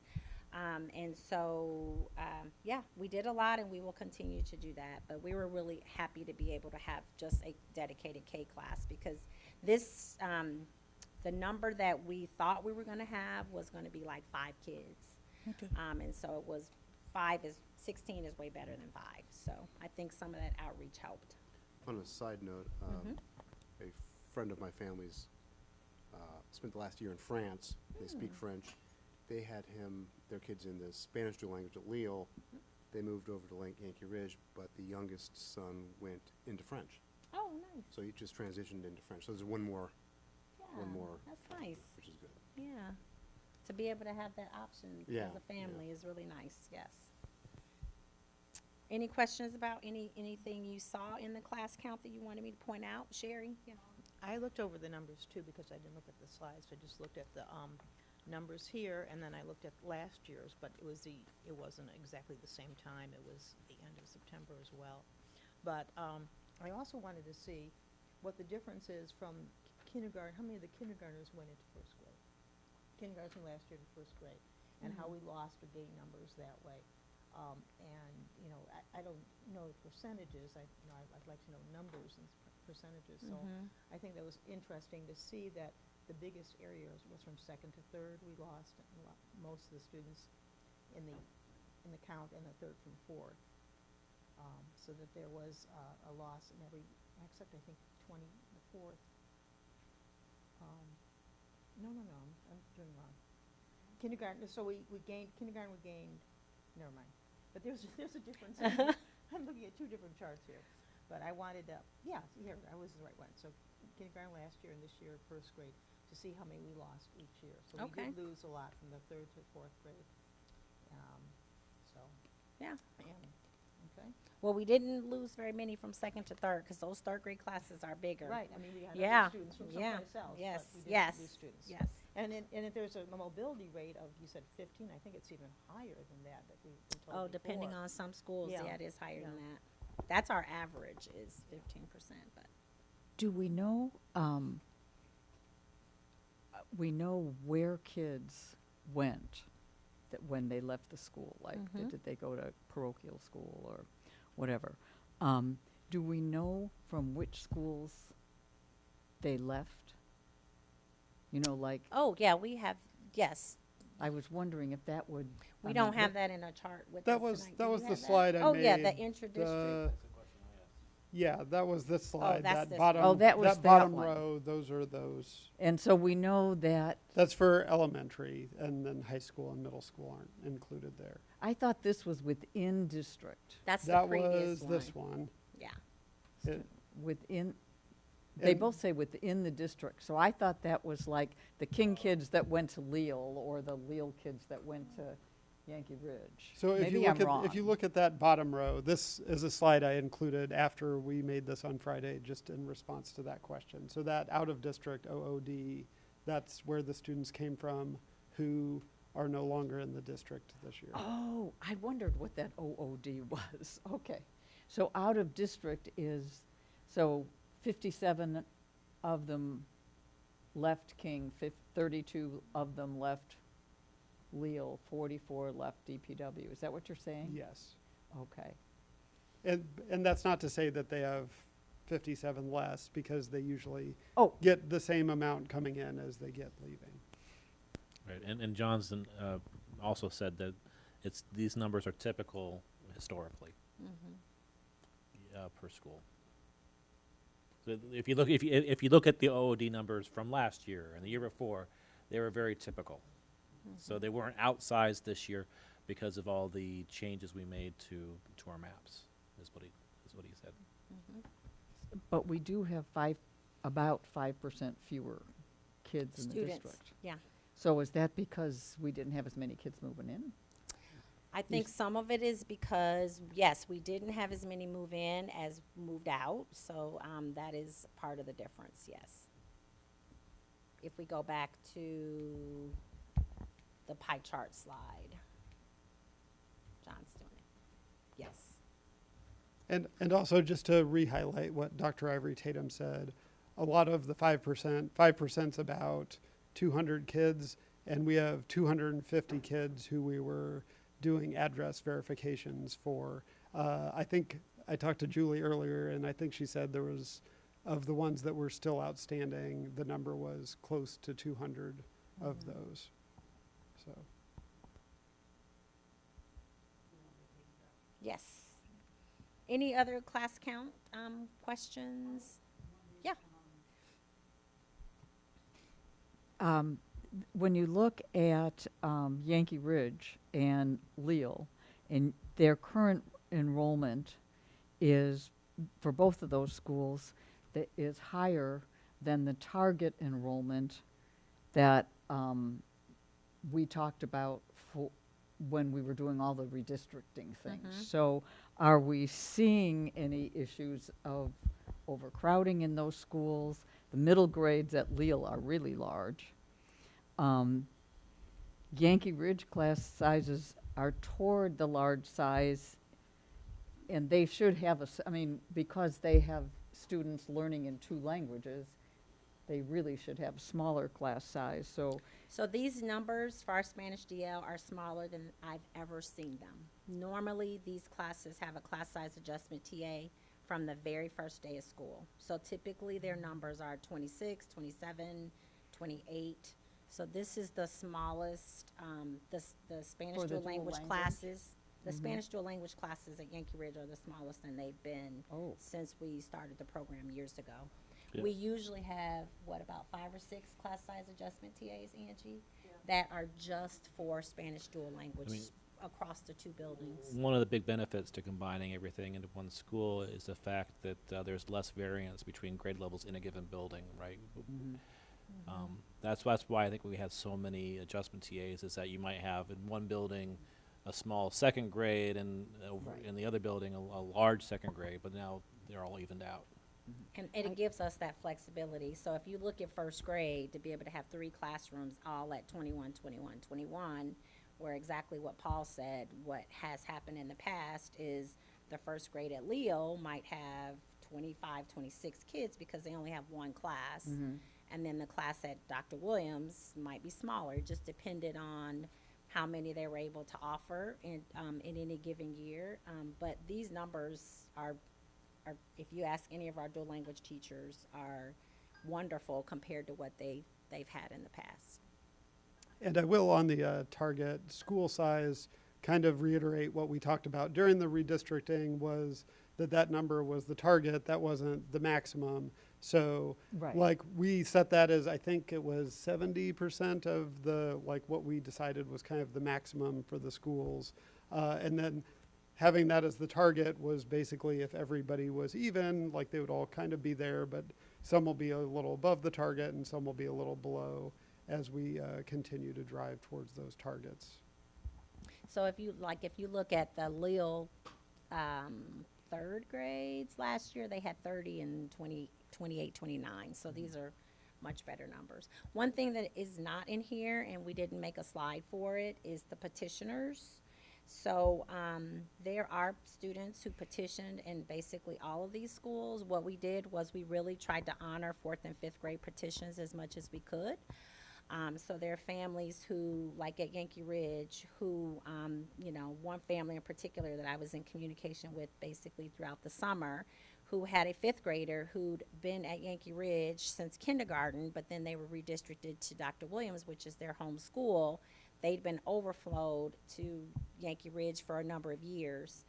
And so we would not have asked a 5th grader to go back to a school and leave all of their friends, the only peer group that they've known for this many years. So those families petitioned, and we honored as many of those as we could based on enrollment. I think all of them, actually, if they had a 5th grader especially, and we tried to put 4th graders in as much as we could as well. Okay. Then those are just some previous years, and I think that's it. So I don't know if we got all the questions as we went, but if you have other questions. Board members, student ambassadors, any additional questions? I did have an additional, we have 5% fewer kids, and this is really about finances too. So, if we have 5% fewer kids, which seems like a lot to me, but maybe not, then when we looked at our tax money, where we just borrowed the money, and we're going to pay it back through the sales tax receipts, looking at you, the sales tax receipts have gone up every year in line with inflation. So every year we had more money, but we didn't necessarily have more buying power. You know what I'm saying? If the sales tax receipts that we received, like Champaign County sales tax receipts that we can only use for buildings, okay, if they went up every year, but they went up in conjunction with inflation, then we had more money, but we didn't have necessarily more buying power, because everything was, if they went up 5%, everything was 5% more expensive. I actually, So how this works is the total sales in Champaign County, right, whether it's internet sales that if as long as it's collected by the state, right, or retail sales in the entire county, is collected and then apportioned to each school district based on the percentage of the overall student population that goes to that district. So you're correct. If other districts didn't shrink by 5%, or if they grew at all, our proportion of that pie overall would shrink potentially a bit, but by 5%. No, maybe not 5%. it depends on the overall enrollment of Muhammad, of St. Joe, of Heritage, of everybody. And again, these are our 6-day, 10-day numbers. Right. So I guarantee you, they registered students at some school today. So Sure. those numbers, that number will continue to go up as the Okay. year goes on. I just thought. Maybe not by 5%, but it will get a little bit And bigger I can as the year guarantee you, goes. even in years where we've had declines in enrollment, that number still always goes up. It's always gone up. The facility sales tax revenue has always gone up, Right. just because There's people more are still spending businesses money. and. No, right, Yeah. but I actually used one of those AI programs. And- Careful. And took what you gave us about how much money it had gone up after the online thing happened. And I said, please compare this to inflation.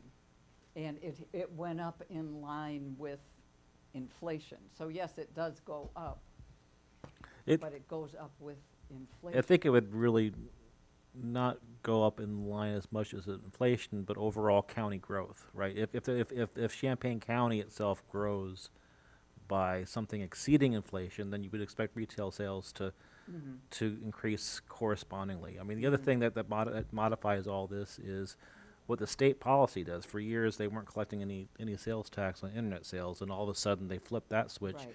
and we went from about $3 million a year to $4.5 million a Right. year. So there's lots of factors that can change what we're getting from the 1% sales tax money. Okay, so we shouldn't university be really keeps us concerned pretty about fewer students. We shouldn't be concerned about fewer students making that less money.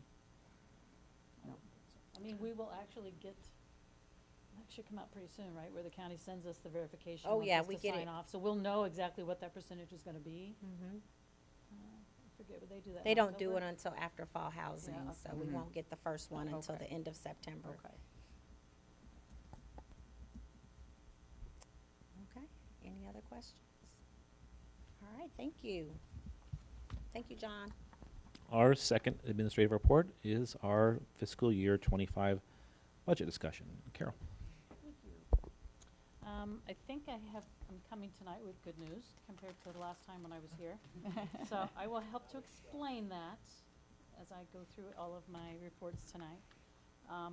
But first, you'll see, like I told you, you'd see a lot of these things again with the final budget. So I'm going to go through the same items that we did at the tentative budget. The first one is the budget assumptions. And since I did go through those in June, I'm just gonna kind of pop through and tell you the ones that changed. Because as we know, assumptions I had back in June are different now for some of the things, which is why things have improved. So that's good news. Property taxes, though, no changes in assumptions there. That is about 70% of our revenues, so it's a big piece of our budget. We have zero control over that. CPI, the Consumer Price Index, is what basically tells us what we're gonna increase every year. You've had about a 5% CPI the last couple of years. This year, we're looking at 3.4. So that's down a little bit. So, we had actually estimated 0 increase for the tentative budget in our taxes. And that was right on. We're not getting a big increase, and it's not because we're not getting more money, it's how that money is received. Last year's 23-24 budget ended up having a larger amount of tax receipts budgeted in that year because the previous year's taxes were late in coming in. So a lot of that money came into last year's budget. So it all depends on when that money comes in. And I just want to point out with this, again, 70% of our revenues, it's a $50 million extension that we have. That's the total amount of money we're going to get for taxes.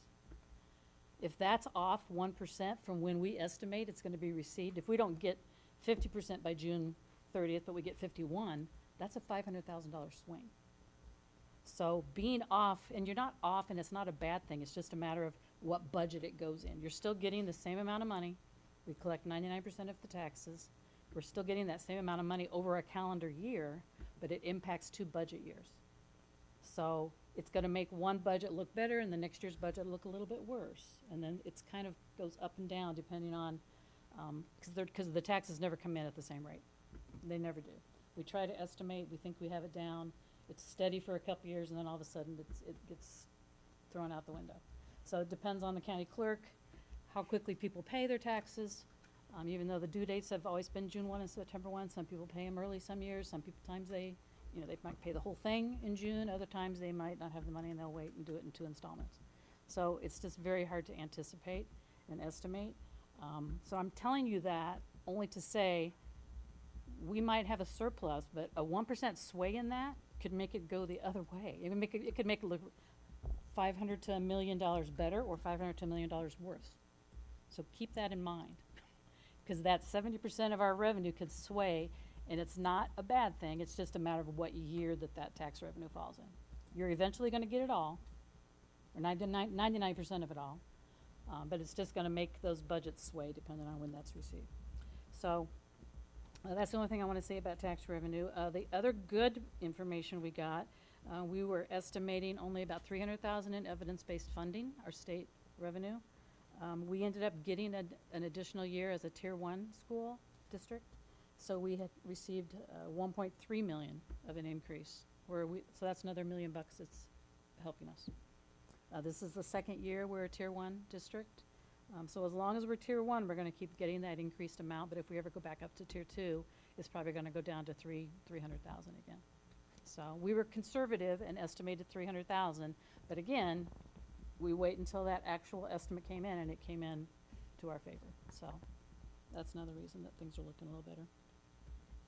Corporate personal property replacement tax. CPPRT. That is another one that has been very up and down the last few years. They've been doing some recalculations. We didn't have estimates when I did the tentative budget. The state finally released estimates in August, which estimated our CPPRT were going to be down. It was already down from the previous, last year it was down from the previous year, and now this year it's got down another $800,000. So, again, getting increases in evidence-based funding and a decrease in replacement tax. So all of that's kind of balancing out. The $850,000 that we're getting in that energy incentives, we mentioned this in the tentative budget too. That's really helping us out this year. But the other thing I want to mention is we still have solar credits, those Inflation Reduction Act solar credits that we haven't even applied for yet. So the Thomas Paine solar credits, this $850, is what we're getting this year. No, But we're also this is the geothermal. the geothermal. Yes. And the solar credits and the solar that we're going to put on the 6th grade center will be coming in the future. So hopefully we have a couple more years of some good credits that will help the budget situation. But again, that's one-time money. It's not something that you want to continue. You don't want to put teacher salaries or add staff because of that, but it is helping the budget look better because of that. And you will continue to see that for the next couple of years. As far as any other budget assumptions, I wanted to mention number 17. We talked a little about this too, the ESSER cliff, as we call it, and the ESSER funding we've had. since COVID is ending September 30th. So we are spending out the final amounts of those grant funds. We kind of anticipated this when COVID came. When we were moving a lot of things into the ESSER money, we took our title money and tried to spend less of our title money. Tried to spend less of our title money so that we would have that carryover in the year that knew we were losing all this ESSER money. And we do have about, we're anticipating over $1 million in carryover money this year that will be available to, again, to help us off the cliff and transition us into years where we're going to be not having the ESSER funds. So I wanted to point that out. And one other good piece of information that's not in this budget that we just found out positively last week, the Stronger Connections grant. So that's a $270,000 grant that Jennifer applied for that we did receive. It's not reflected in this budget because we haven't got a final, we got an email saying we're going to get it, but we haven't actually decided how to spend the money and sent a budget into them, so we didn't really want to put it in here until all that information was taken care of. So, but again, that's a $270,000 grant that we will have. I don't know if you want to say anything more about that, Jennifer. Oh, sure. It is a grant that we received basically because of our discipline improvement plan. So the money will be going toward decreasing our suspensions and our referrals, and specifically focusing on students of color, because those are the students in our district, unfortunately, who receive referrals and suspensions at a higher rate. So a lot of support for social emotional learning, a lot of support being put toward positive behavior interventions, attendance incentives to get kids to school. So yeah, so that's what the budget will be. It won't be for salaries and staff. It'll be going to incentivize and really improve our discipline data. Okay, thank you. Number 21, real quickly, aquatic center loss, about the same as it has been in the past, about $258,000, but that is a final number. Transportation fund, and the board probably knows this because you were here when you approved the bid, but that first year, that bid's 14.9%. So we're seeing a big increase this first year. The years 2 and 3 are smaller at 4%, but you're going to see a larger increase in the transportation expenses because of that. I did not have any indication from anybody, because I checked around, that we were going to have any additional transportation costs because of redistricting. So I just increased what we spent last year by the 15%. So hopefully that's playing out. I don't think we've had to add a lot of routes. So we should be good there. Now into the facility area, number 24. Life safety, we're just finishing out some projects that were started this last school year. The one thing that is new, it's our 10-year decennial survey year, so we're going to have to do, our architects come in and do a survey of all the buildings for life safety violations, and they will kind of write up a report that'll come to the board. But those are things that we have to have completed over the following 10 years. They will prioritize those. Priority ones you have to do within 3 years, so on and so forth. But the priority ones you have to get done first, and all of them have to be completed by the 10 years. So that'll be coming. And then the construction projects, that's the other large increase in the budget, was the 6th grade center. In number 25, I show how that is budgeted in this budget. I do have the entire project budgeted in this school year, only because the majority of it will be done, and I wanted the next person to just be able to take my numbers, subtract off what we spend this year, and that's the rest of it that we should be spending for the next 2 months in FY26. But basically, the 23 million in project costs are going to come out of the 60 fund, and then the $1.5 million out of the sales tax pay-as-you-go fund. The Verigy projects at Thomas Paine are still in process and going to be completed this year.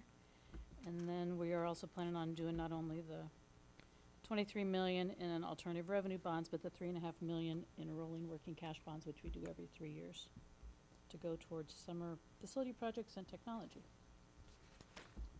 So that's the assumptions. Now I wanted to quickly go through, in part of doing the budget, you have to kind of analyze what happened last year as part of what you try to determine what to budget for this year. So when I'm looking at you know, I have a history on my spreadsheet. I look at what's been taking place the last few years, and if something looks weird or out of whack, I can go back and research what happened and decide if I need to budget that high amount again or if I can lower it. And as I think I told you this, Paul, at the meeting when we were voting on the construction, that I thought we had about a $6 million surplus. At least with 5 days left in June, I'm like, we're looking pretty good. And we ended up looking really good. So the audit will have some more to say about that, even though that's different basis of accounting. It's modified accrual, and we're working on cash basis. But as far as FY24 results, last school year, revenues fell short about 1.4 million, but interest earnings were up like over $520,000. Interest, they did great. Busey changed something about how they were, their interest rate they were giving us. We earned a lot of interest last year through PMA. We do our investing through PMA. We can only, I think, Jennifer, you asked a question about the investments. We're very limited in what we can invest in. We can invest in CDs. We do go through PMA to get higher rates as opposed to going through local. We always check with our local banks here, but PMA usually has higher rates because they can go out across the nation to find the highest rates and invest in those areas. But the 190s is just basically me that's the budget change. We didn't budget that much last year, but we were way over the budget. We earned way more than we budgeted. So I'm just basically bringing the budget up. I know we're probably not going to earn, interest rates are going to come down a bit this year. We're not going to earn as much as we did last year. So I didn't up at 500,000. I only upped it to 190. So that was. We're gonna make 190,000 more than we thought we were. It's not just 190,000. I increased the, yes, yes. It's what we increased the budget. What are we gonna make? I'm hoping we're gonna make what I budgeted, but it never is. It's never the case. But, and you always wanna be conservative. I mean, I'm always conservative. We always wanna earn more than what we think we're going to, especially with revenues. You wanna make sure you budget less than what you think you're gonna get. So we're always conservative in revenues. So anyway, we kind of fell short on the revenue side last year, but the state revenues were short. Interest was up, but our expenditures, oh my gosh, $3.9 million we underspent. $3.9 million. Our FY24 expenditures underspent budgeted expectations by $3.9 million. Now that's mostly due to unfilled positions. There was probably $1 million in teacher unfilled positions. And again, when I say unfilled positions, it was under budget. I don't know how many of that was, you know, maybe we budgeted too much. I don't know, because I wasn't here for the budget last year. But the budget was underspent by $3.9 million. Unfilled vacancies, food service. Again, I think we had high anticipation that with a new contractor, we would have more participation with food service. We did not have that, so our expenditures, we didn't have as many people eating, so we weren't paying the food service contractor. And also utilities, and we didn't privately place as many special ed students. So those were the areas we were down. But, so we budgeted $219,000 in surplus, but we ended up having about a $5.65 million surplus because of, you know, revenues coming in, you know, the expenses coming under and revenues coming in more than what we thought. So all of those things add up to a banner year and in addition to our fund balance. So that means basically we have the $6 million is increasing our fund balance at June 30th. So when you look at if you would have this from last year, which is what this is, we projected a fund balance at June 30, 24 of $7.7 million. And as you can see, you can flip to this one, the summary, budget summary. We have about a $13.1 million beginning fund balance. So that's a huge improvement. No, this one. Summary. Budget summary. So. But so half of that's a TIF 3 escrow though, right? No, that's it would be 19 million without that escrow in there, or 17 million. Oh. The escrow is out, that is excluded. Look in the red, TIF Well, three escrow okay. figures are excluded from fund balance. Oh, yeah, that's what it says. Wow. So that helps a lot.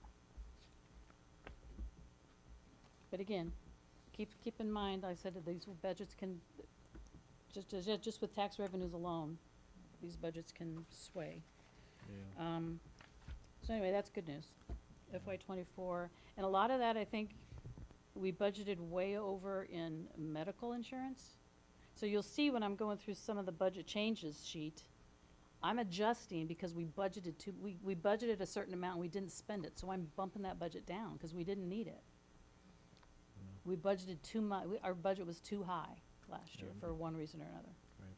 Some of it was people not, when you don't fill positions, you're not paying the benefits on those positions, so. A lot of these were budget adjustments, is what I'm saying. Understood.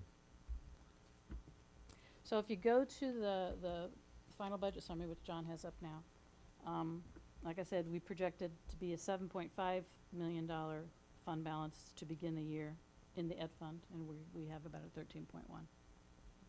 So, everything looks balanced, but I will say too, when you look at our tax revenues, I like to explain that we have a $50 million tax revenue bucket, and you can pour that $50 million into any fund you want to, but that's all we got is $50 million. You can put some in the ed fund, transportation fund, operations and maintenance fund. You can put them in all of these different funds that are the operating funds on this sheet. So I try to balance O&M, I try to balance transportation, IMRF, tort wasn't quite, tort was balanced this year. We still have a negative ending balance, but I try to put enough tax revenue to cover those other funds. But if I wanted to, I could put more in the ed fund and have some of those other ones look deficit. It's just we only have so much money, and it's just a matter of how you wanna make them look. So that's how I've done it. Is I try to balance all the other funds, the smaller funds, and then whatever's left just happened to be enough to help the education fund still be balanced. So that was good. The construction fund, Fund 60, shows a $832,000 deficit, but that's just because, as I stated earlier in the assumptions, we're still finishing up some projects that we got the money last year. So that money is in our beginning fund balance, and we're just spending it during this fiscal year. So are there any questions on that? That's a lot of information, but if you want the detail, you got all the reports that have the detail on it in your board packets too, that I'm sure you spent the weekend looking at, so. Yeah. Some quick questions. As you drive around town, you know that there are many housing starts in a lot of the new subdivisions and older subdivisions because of the Urbana program. When do we start seeing any of that tax money? Because they have to, there's a They program. get a 5-year, Mhm. I think if I recall, they get a 5-year reprieve on their taxes. Right. Right. It's 100% the first year, 80% the second Mhm. year, et cetera. So Yeah. we'll start That Think slowly. Urbana, is that what you're Okay, talking about? yes. Mhm. Yeah. Okay, and the other thing with the state net, I think, it's going to be another year until they stop getting the food tax. They're going to eliminate that. Does that affect us? Because I know the cities are Yeah, the cities are are getting the very ramifications. concerned. and that Okay, doesn't but impact the school that's not part of districts. our sales tax, okay. Yeah. Yeah, well, because the 1% sales tax doesn't apply to groceries, I don't believe, does it? Oh gosh, that was a long time ago. Soda. Well, no, I meant the Champaign yeah. County 1%. Yeah, it is. All of that is. I was gonna say, I thought Yeah, it it's was. everything. But the grocery tax. The grocery tax. That's different. Yeah. No. No, it The won't gro- affect the, us. the grocery tax is different than the 1% sales tax. Yeah. And then the last thing is just this one pager, John, the summary of changes. Yep, that's it. And this was in your packet as well, but, and this is just a summary, so rather than go through all 4,000 lines in the budget, I try to summarize the large areas where we had increases and decreases. Obviously, there's a lot of lines that go up and down that aren't represented here, but And some of these things we've already talked about. Most of the things actually on here we've already talked about. I don't know if there's any specific questions, but as you can see down in the expenses, some of the adjustments I'm making is just like, medical insurance, just way over budgeted. It's difficult for medical insurance because since we do offer the employee benefit allowance, you might budget for somebody to take insurance, which is $10,000 a year, but if they take the EBA waiver, it's only $3,000. So you're saving money if somebody takes that waiver instead. So it could be that we over budgeted just because we planned on everybody taking our insurance and a lot of people decided not to. It was the first year of a new plan, so it's hard to, I think, Mhm. hard to estimate. Yeah, it is. It's hard to estimate every year. And I think the big items, I did decrease utilities. It seemed like we just had a lot of cushion in utilities. In some years, I know we've probably needed it, but most years we haven't, and it just seems like there was a lot of extra money in there. So I hope that doesn't come back to bite us, but. Well, and to Randy's benefit, they have done some energy, like the light bulb program. Was that this past year when you guys changed 2 years now? I think we're seeing the benefits of some of that efficiency that the facilities team went through and put in all new lights and through a special program that we were part of. Yeah. So, And I think one of the last things to move over the large expense was the nurses, to come over from ESSER back to the district since the ESSER's ending. So that was one of the larger adds on the education fund. But again, with all the adjustments that I was making, moving things down, the 500,000 was still we were still balanced with all of that, so. Yeah, this is fantastic news. I can sleep a lot better tonight. That's good. I do want to say, though, that I will not be here for the next board meeting. I'm not available for when this is approved on the 17th. So if you have any questions, catch me this week, because I'm there till Friday, and then I won't be around until the 18th. So. Thank you. Board members, any questions about Carol's presentation? Thank you very much, Carol. Can I ask a question about the tier 1, tier 2 stuff? When we talk about students in tier 1 is the best tier and you don't get, that's, okay.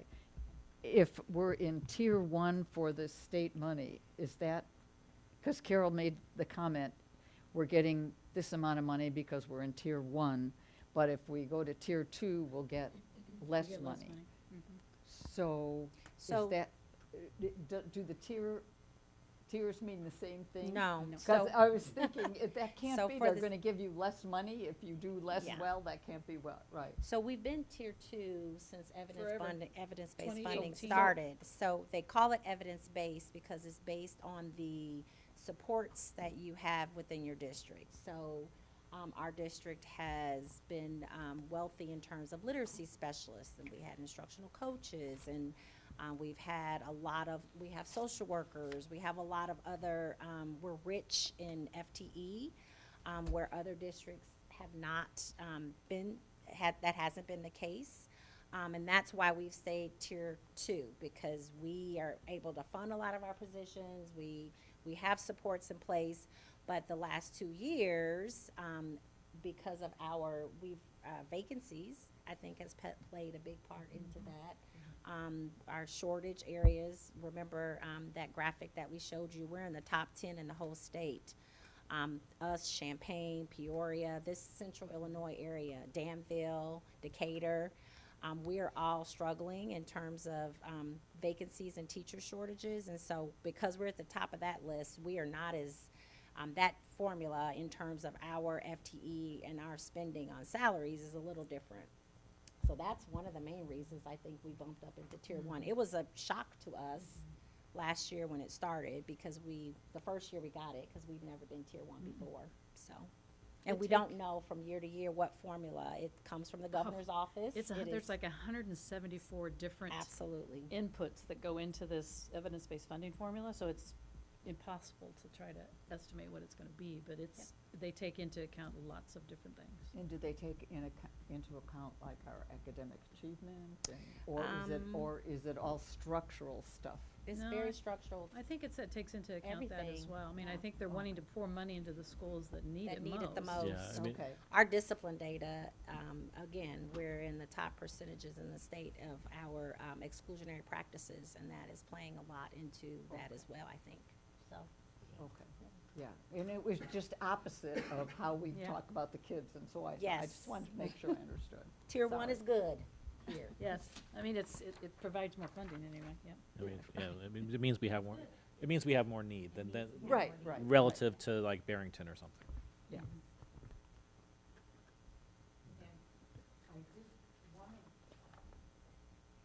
I don't know if, I did give people some questions, and the one question was from a constituent who sent a note or an email to both Ben and me, and I told him that I would ask the question.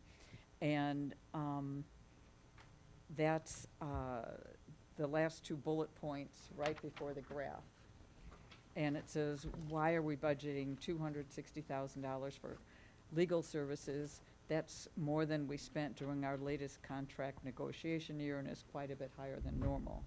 And then the second question from this constituent says, what's the reason for budgeting $117,000 for board consultants? That's almost double what we spent on redistricting consultants. Is it for strategic planning consultants? And then there's this. So the first bullet, I don't have the numbers in front of me, but I brought that forward to the board once before. I can go back and pull that data. We have a significant amount of money that we pay our attorneys for FOIAs.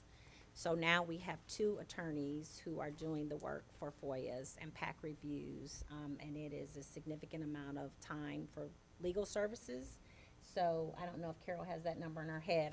I brought it to the board a while ago. I can go back and pull Well, I that don't know number what we again. spend particularly on the FOIAs, But but I'm that's what sure, the I increase- know they spend a lot of time, and time is money, so. Well, expulsion hearings too last year. Expulsion We had a hearings lot of in the last past year. 2 years. Yeah. And there's, I can tell you, I've got the numbers in front of me, the last. We've had some special education, due process, big cases. The EEOC case Yep, EEOC was on my list. was a big, And just anticipating, I mean, the board just approved our attorneys to work on the hospital cases. yeah. So I wasn't about to lower it based on what we'd spent the last 2 years, knowing that we were still gonna be having some, and this is a negotiation year as well, right? We're gonna start negotiations. No, Next year. it's thankfully not this year. Next year. Oh, I thought it was this spring. Okay. No, don't But rush anyway. us, Carol. Sorry. I'm not No. here, I don't care. This is year 2 of a 3-year contract. Yeah. Okay, well, anyway, so that was one of my, I said keep same due to the hospital case, that was my reason. But we had spent 236 last year and then 260 the year before, so I mean, it's been high the last couple of years. So I wasn't about to lower it, but, just with the things I know that was going on and just seeing the number of FOIAs And the board EEOC. consultants, I think you just carried that number over as I well. did, and I didn't talked with decrease it. Jennifer on Yeah. Thursday, Yep, and we we just realized that kept was it. probably too high, cause I Mhm. didn't realize that the, So there was 50 set aside strategic for planning. redistricting Oh, and redistrict, 50 I went ahead and for, budgeted the same thing, I carried strategic over the same planning. budget. So at that point, the budget was done when Carol and I met on Thursday afternoon, and so she had just carried it forward for this year, but that'll be an area where we will have some savings because we're not gonna spend $117,000. It was good. When I met with there. Jennifer, most of the things that we found were things that I had probably budgeted too much, Mhm. which we were fine with keeping it that way. I mean, that means there's some cushion in here, so, Yeah. Mhm. but we know where those places are, so. And we're not just gonna spend money on consultants because we have money budgeted there, so. But it will be for strategic planning, the Yeah. money that's set aside there for now, this year. It's a great discussion. Any other questions for Carol while we have her? Did we answer Jennifer's tip 3 question? I just am trying to ask all the questions on here while we have Carol. So. Yep, so there was a question on here about tip 3. Right, is the TIF 3 money already set aside, or if we have to refund the money, does it come out of the fund balance? No, that's what I said. You're If you look- probably tired of If you mine. look at, it's in red Yes. on this sheet, and it says it's excluded, so all of the red numbers are excluded from the black numbers. So they are not part of the fund balance. Okay, that answers, they are not part of the fund balance. I exclude them from the fund balance. so But they- we have the money. Yes, Yes, I've got that's- $17 million That's what I was in our asking. account. But I only Okay. showed 13 million here. So yeah, we have it. It's proven useful over the years, to help us cover shortfalls in timing of receipt of income, but we don't have it listed as a asset. It's set aside. It's cushion. Yeah, those years where our property tax money came in, we had to use that. We dip into it Yeah, we sometimes. have to yeah. dip into it, yeah. It's prevented us from having to go out and borrow money. But yeah, that's awaiting resolution. So, any other questions? Like I said, catch me by Friday. All right, Other thank you. Moving on, I guess we're going to cover our next two administrative reports together. 10.3 is our discussion on the fiscal year 25 adult education budget, as well as an overview of adult education from Shauna. Thank you. Good evening. So I did both of these presentations together. Feel free to jump in for questions as we go. John, am I?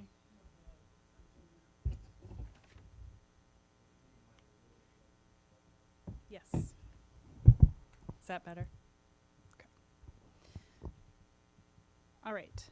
So I wanted to start by just reminding everyone of the programs that we have at Urbana Adult Education. We have our English Language Acquisition Program, of course our high school diploma program, our CNA program, and a bridge program to help students that aren't quite prepared to be a part of our CNA program, to help them be prepared for that program.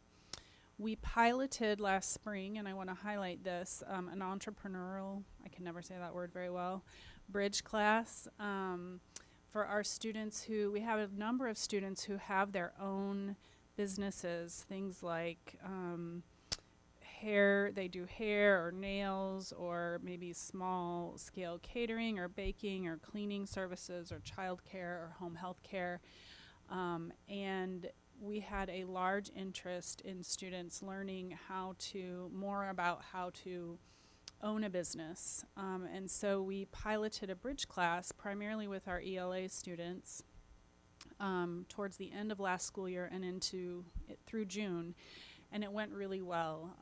That class, it incorporated sort of basic business principles, but also helped them with some literacy skills so that they could be ready to present business plans. And at the end, our instructor did, and some of our staff did, like a Shark Tank sort of thing. So the students who were in the class presented their business plan in a Shark Tank style and got feedback, and they all had a really good time. It was really cool. So we got approval for that course, so we're offering that this year officially. And then we partner with the University Y for a citizenship class. So Carol had pretty good news about her budget. I wish I could say the same, but I cannot. Much of our funding has stayed stable. Unfortunately, our main funding source, which is the Illinois Community College Board, our funding, you can see there, has dropped pretty significantly the last few years, primarily because for two reasons. One is there was more money available during the COVID years. Like everyone, there was just more money to be had, so it went to different places and it filtered down to us. And that money is ending. But also, our funding is mostly based on, or at least that pot of funding is mostly based on our enrollment and our attendance, which, as you can imagine, was COVID was greatly impacted those things as well. So our funding has decreased. The good news is we got a couple of extra grants last year. We got a Bridge and Transitions grant and a digital instruction grant. Those are for very specific purposes, but they are things that we needed to do anyway, so that has helped us a little bit make up some of that difference anyway. Sorry, I keep getting my. Here is a snapshot of our expenses. You also have the one page, I hope, in the packet similar to what Carol provides, but obviously a lot less complicated and detailed. You can see the highlight here basically is at the end of the year, we will be spending into our reserves about $113,000 if we end up spending what I've projected, which isn't great, but the good news is we do have a relatively decent fund balance to be able to spend into while we hopefully sort of increase our enrollment and our attendance in order to increase our funding over time. We did make a couple of cuts this year to some full-time staff. We cut our counselor and receptionist positions, but we have added part-time staff, which, as you can imagine, because we don't pay for the health insurance and those kinds of things, is less expensive. So we added we have added and we're going to continue to add a couple of instructors, because that's the only way we can get up our enrollment and attendance to eventually then increase our funding. So we made some trades there in terms of how we're staffing our program. So the budget might not be good news, but the rest of the things I have to tell you tonight is going to be good news. Our enrollment is increasing.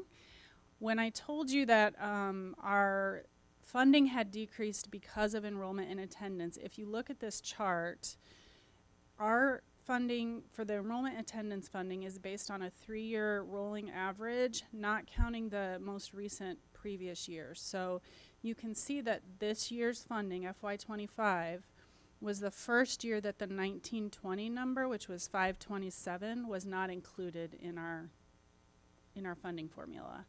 So that was a really high enrollment year. And this was the first year for FY25 funding that number was not included, which is why we had another pretty big drop. The numbers prior to 1920 were pretty high as well, so that's why we've had this steady drop the last couple of years. But the good news is our numbers are going back up. Though you'll see, let me just go to, whoops, sorry, I'll go back. I'm not a very good driver of this, John. I'm good right now. You can see that our ESL students, the numbers of those have gone up, and also we've already had well over 300 students register and well over 200, I forget the number, Lisa told me today, our ESL coordinator, test and are ready to start classes. So those numbers should be much higher this year. Our high school diploma enrollment has started off really strong as well. And our first CNA class has 34 students in it, and that's one of 4. So we expect the numbers this year to increase, which is why it's good that we're hiring extra instructors. This is the slide I always like to give you just so you can see how we're impacting Urbana students directly. You can see there that last year we had 41 16 to 18-year-old, basically Urbana High School students. Some of those students may not have ever attended Urbana High School. They may have, come from Champaign and then started directly with us, but a good number of them had attended Urbana High School at one point or another. And then an additional 19 students that are still within that relative high school age. And then if you look at all of our programs, well over half of our students are Urbana residents. So we serve all the communities, but it's nice to know that the work that you all do in supporting us is directly impacting Urbana. This is another bit of good news. We exceeded our goals last year. So ICCB's, our funding source, sets our measurable skill gain goal and our post-test rate. So when our students come to us, they have to take a pre-test. It's a standardized test built specifically for adult learners. And then after 40 hours of attendance, they take a post-test. And they have to make a gain in that. They don't have to reach a certain level, but they have to make a level gain in order to count positively in our data set. So last year, the ICCB set the goal of 37.1% of students would make a level gain or get a high school diploma. And we well exceeded that with 42.6%. And we well exceeded the post-test rate, which is really exciting for us to know. We tested more students and still made the gains that we were supposed to make. We also had a pretty good sized graduating class. You can see our CNA licenses went down. That's in part because last year we only had 3 sessions of CNA class because we had to make room for a bridge class. So, and bridge students aren't eligible to get their license until they complete the CNA course. You can see a huge increase in our average high school diploma attendance hours. That will help a lot when they figure out our funding for next year. That is in large part due to restructuring our high school diploma program. And then our high school diploma persistence rate, and that is a rate based on how long students are enrolled and how many attendance hours they get in that enrollment period. That increased as well. So our program is doing really well and getting better as we go. These were the goals, some of the goals that we set. You'll see the ICCB ones there. We also set our own goals in terms of what we wanted our enrollment to be and how many CNA licenses we wanted to have our students earn. Those are the 2 that we didn't quite make, but we're still really happy with where we ended up. Our celebrations, we successfully implemented our structural change. We had 5 students who graduated with their class. 4 of them were Urbana high school students. So having our students graduate on time is always a huge thing, to know that we were able to help them do that. And then we had 11 students who graduated still within that, pretty young range, up to 21. We reinstated a CNA bridge class that we had started pre-COVID. As I said, we had a huge increase in our high school average attendance hours, which means if our students are there more, they have more chance to obviously earn their credits, make progress more quickly, and gain skills that they need. And then I talked about the entrepreneurial bridge class. These are our goals for this current year. We set our enrollment goal ourselves at 425.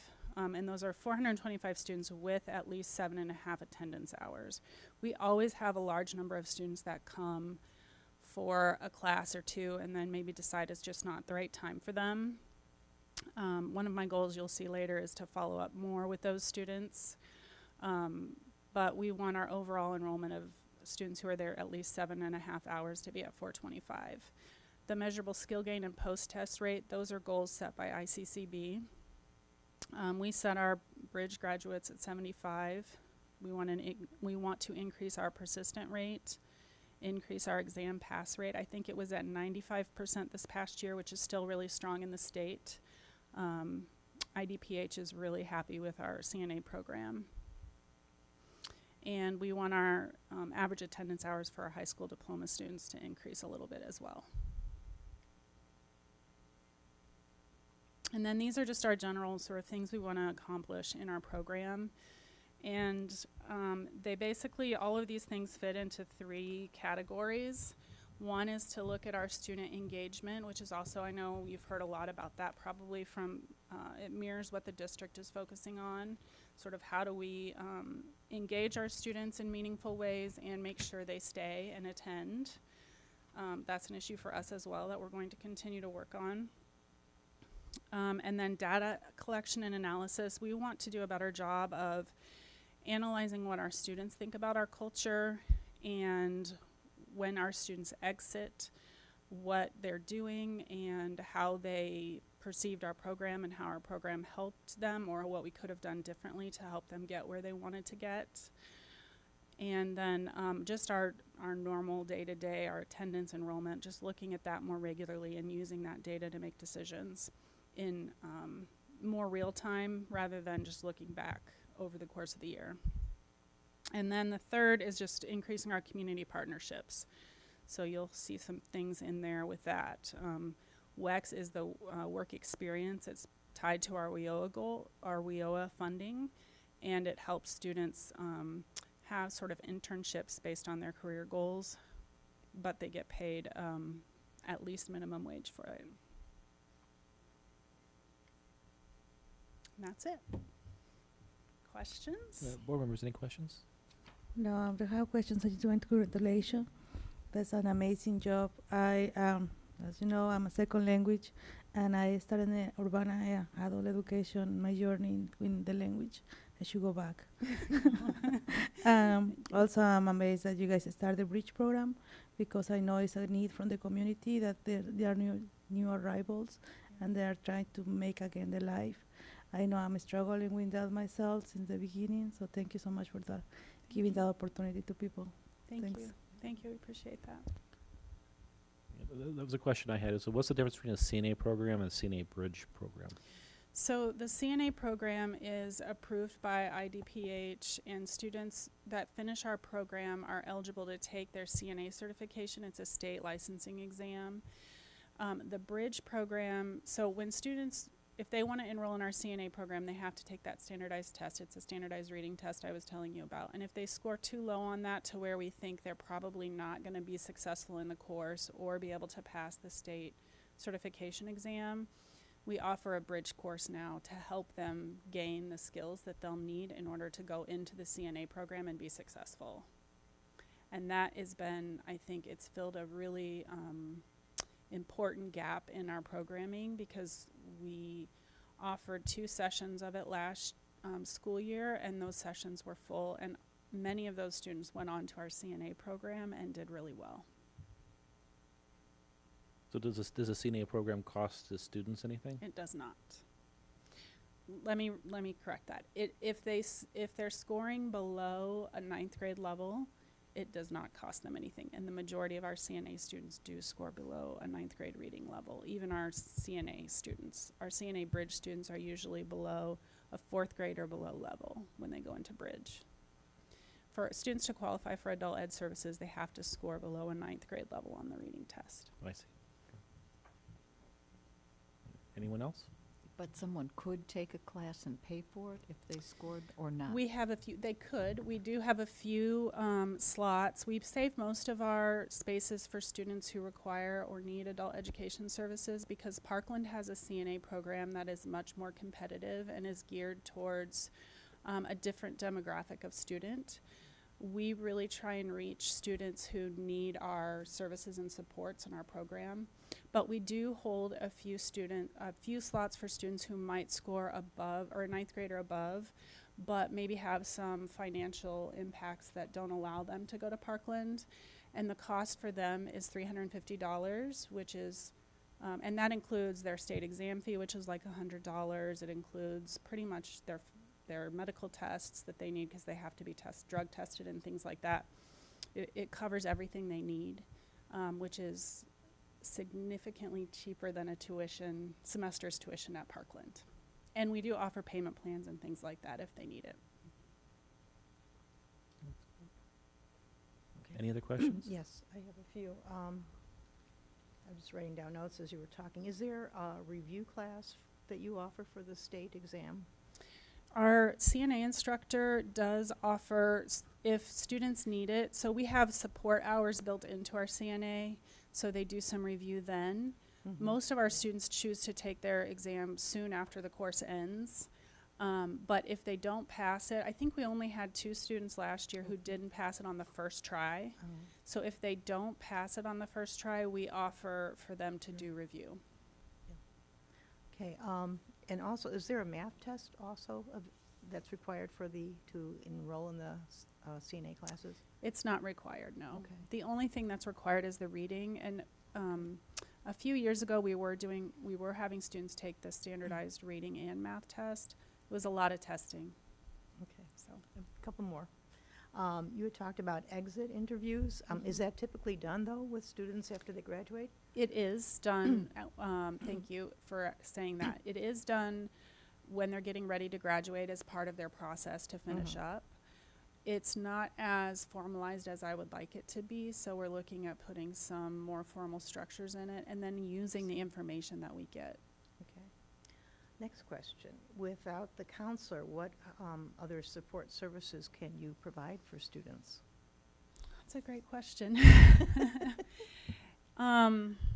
I'm still figuring that out because this just happened in July. Our counselor resigned, and because of our budget issues, I chose not to refill it at this point. We still have a transitions counselor in place, so she helps students when they get ready to graduate with finding employment and or filling out their FAFSA, enrolling at Parkland or a university, four-year university if that's what they choose. So there are those supports. We also, you know, she has a lot of knowledge of community resources, so we try and, you know, hook students up with community resources as they need them. But right now, other than that, it's just me. Okay, on a- that's on a usually daily the basis. hardest, is being able to have transportation to come to school. We do have bus Okay. tokens for Yeah. students, so that we Okay. still offer, yes. Okay. And other things as well, but. Yeah, we have the food pantry, as you know, which is a big support for our students too. Yeah, we're waiting. A couple more days, maybe we'll find out if we have our own budget. So that'd be very helpful. And then there was a notice that you wanted volunteers in your program. What are you Yes. looking for? Thank you. So I'm so glad you're here. I know a we- little bit about it. Yes, we are looking for volunteers to help our students who need a little one-on-one extra help during their class, so need some extra tutoring, either outside of their direct instruction course, so if they're in an English class, maybe not getting tutoring while the teacher is teaching, but then during their sort of, we call it flex period, where they're working at their own pace, get some extra help during that period. We would love to have volunteers. We only have a handful right now, and we have students who, you know, have a lot of needs and can use some one-on-one help. Okay. And how many English classes are you offering a week here? That's still being worked out because those classes won't start for another couple weeks. Right now, we are looking at offering, I'm pretty sure this is right, but I can follow up with you with the exact number. But we went over the schedule today. 3 morning sessions, 2 afternoon sections, and 4 to 5 evening sections. Okay. Wow, Yeah. that's a lot. So there's enough room in this building, so you're able to expand them? No, we're probably looking at hosting a class or 2 in the community this Okay, year because good. our numbers are increasing, Do what you have and to there's do. benefits to that too. We've been wanting to That's do great. that anyway, so. Yeah, well, thank you very much for staying here, but I bet you're gonna go home, right? I had something I wanted to So- say during the board report, and I think this kind of demonstrates how important adult ed is in the community to the students. I had taught when Dr. Milmut was here, and I said, well, you might hear the stories and your successes many years down the road. And during the summer, I bumped into 2 former students. One graduated in 2005, and I believe the other one graduated in 2007, and I was just so impressed with how they matured and what they had accomplished based on what we saw in adult ed and what their lives are now. So I contacted them yesterday and asked if they wanted to come and come and speak during public comments so that other people can hear what they were saying. And one young man, he's still young, but young man said he definitely would come. And this is the definition of adult ed. I got a text from him at 4:30. He informed me that 3 of his coworkers tested positive for COVID, and he was being required to go and get tested right then and there, which is why he couldn't come. But he did write something, and I wanted to just read it to you so that because he really wanted to be here to talk to you. He goes, I am Corey Robinson. I think that this program is very important to the community like it is to me because with this program I had hope. I was able to fulfill my dreams. I was able to get a job. I remember filling out an application and I didn't have a high school diploma. And it asked me, do you have a high school diploma? Right then and there, I knew I wouldn't get the job. But when I was introduced to Urbana education, I couldn't wait to complete the program so I could go and fill out an application with courage. This program is great for people who grew up without a father like myself to push them in the right direction. Although my mother tried her very best, but without my father not there, it was much easier to get distracted because my mother wasn't hard on me like my father would have been. Adult education is not only a program to get a high school diploma, It felt like family because the teachers, the counselors, everybody who was a part of that program pushed us to get us to graduate with encouraging words and encouraging actions to show that they cared, pushed us to do what we were supposed to do, to learn things in order to graduate and be successful in life. I remember missing a few classes, being lazy, not wanting to go to school, and receiving phone calls from the teachers showing concern about why I'm not there. Adult education taught me to adapt to the real world because it allowed me to make my own decisions in order to graduate. It helped me to learn how to be responsible in life, but with the help of the teachers and the staff of the program, they encouraged us to get a high school diploma so that we could better our lives. I even got to walk across the stage as if I went to Urbana High School. So I felt like I really accomplished something, in which I did. Adult education is not just a program, it's a real educational way to better our lives with an opportunity to go higher with our education and to better our lives with an education. The program is very important to this community because it gives people another chance to be successful in life.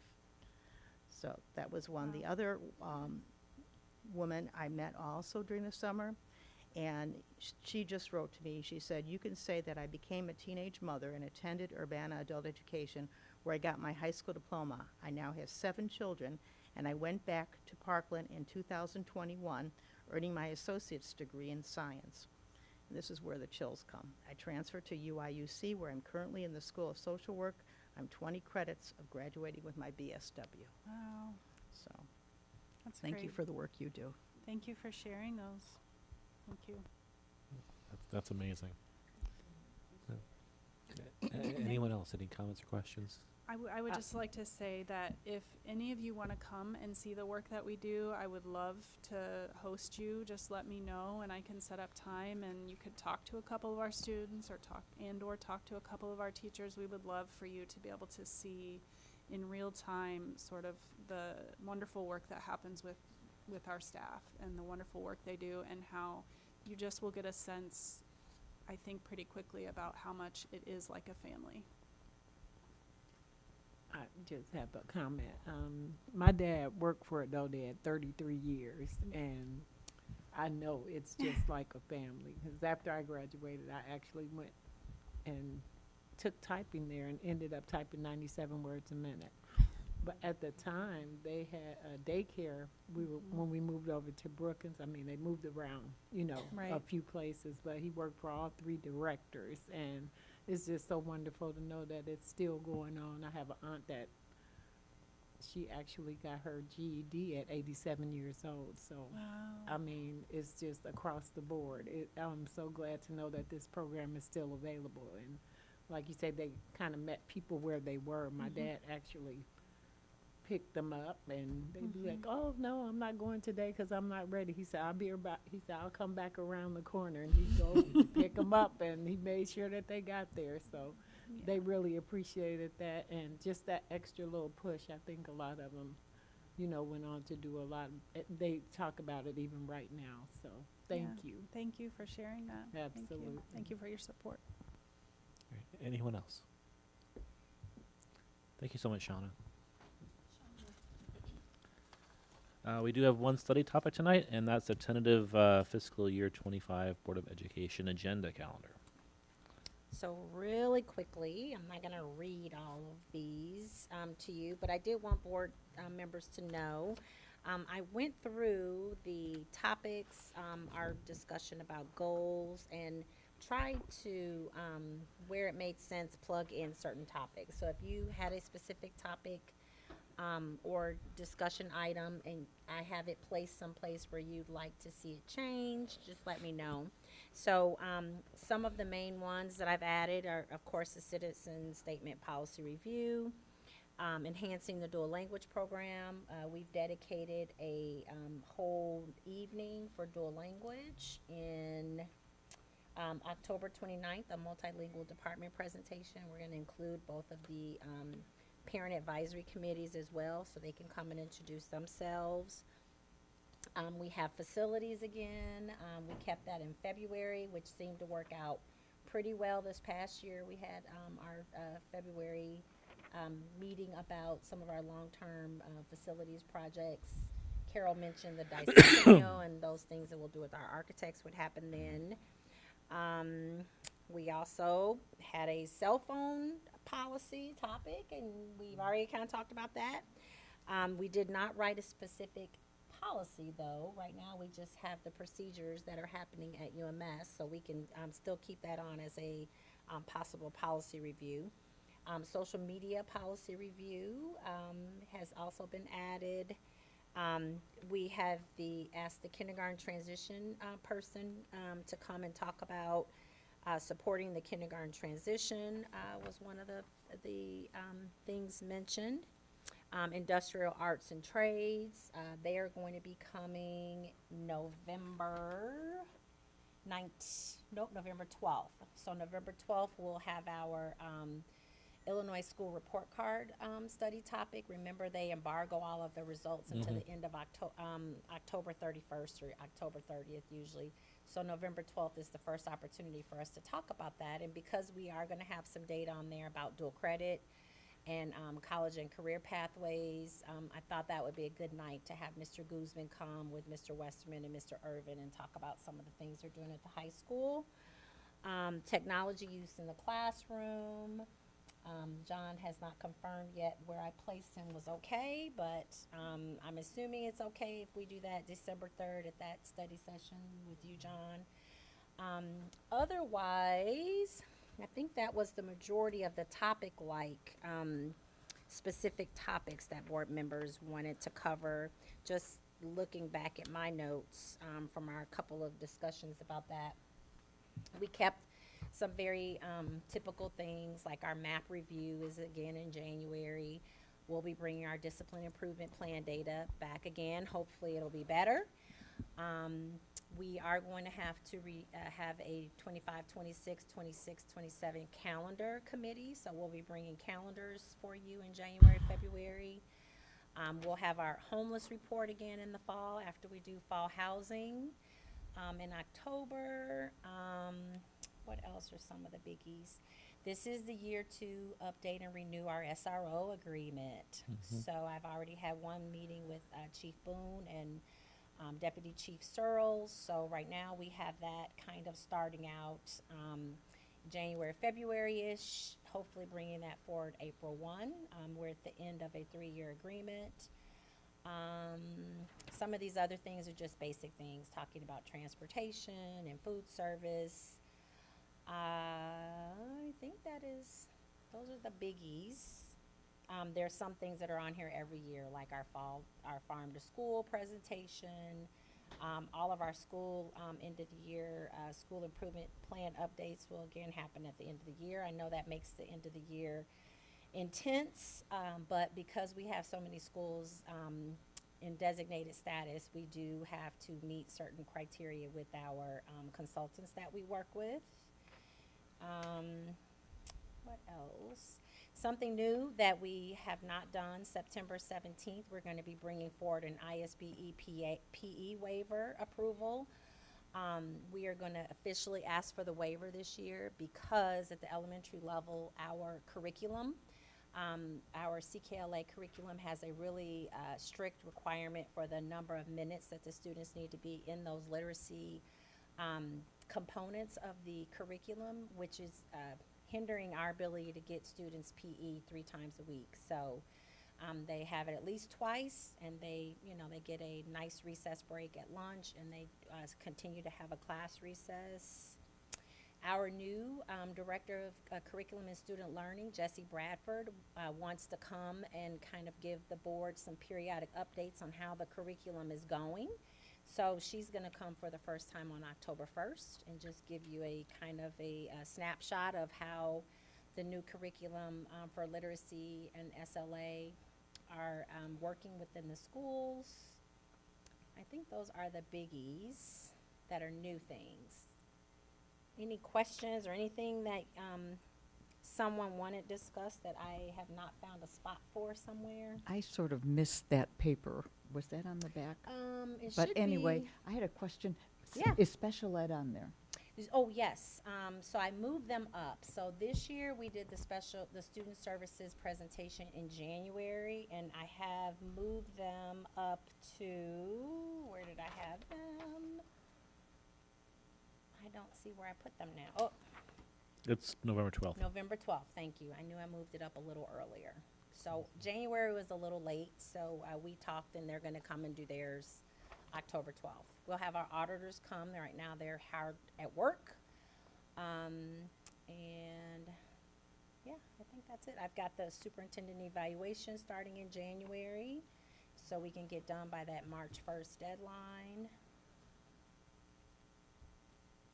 Anything else? I'll work with our, hopefully new CFO. We started interviews today, and we had 4 candidates, and so we'll wow. see where we end up.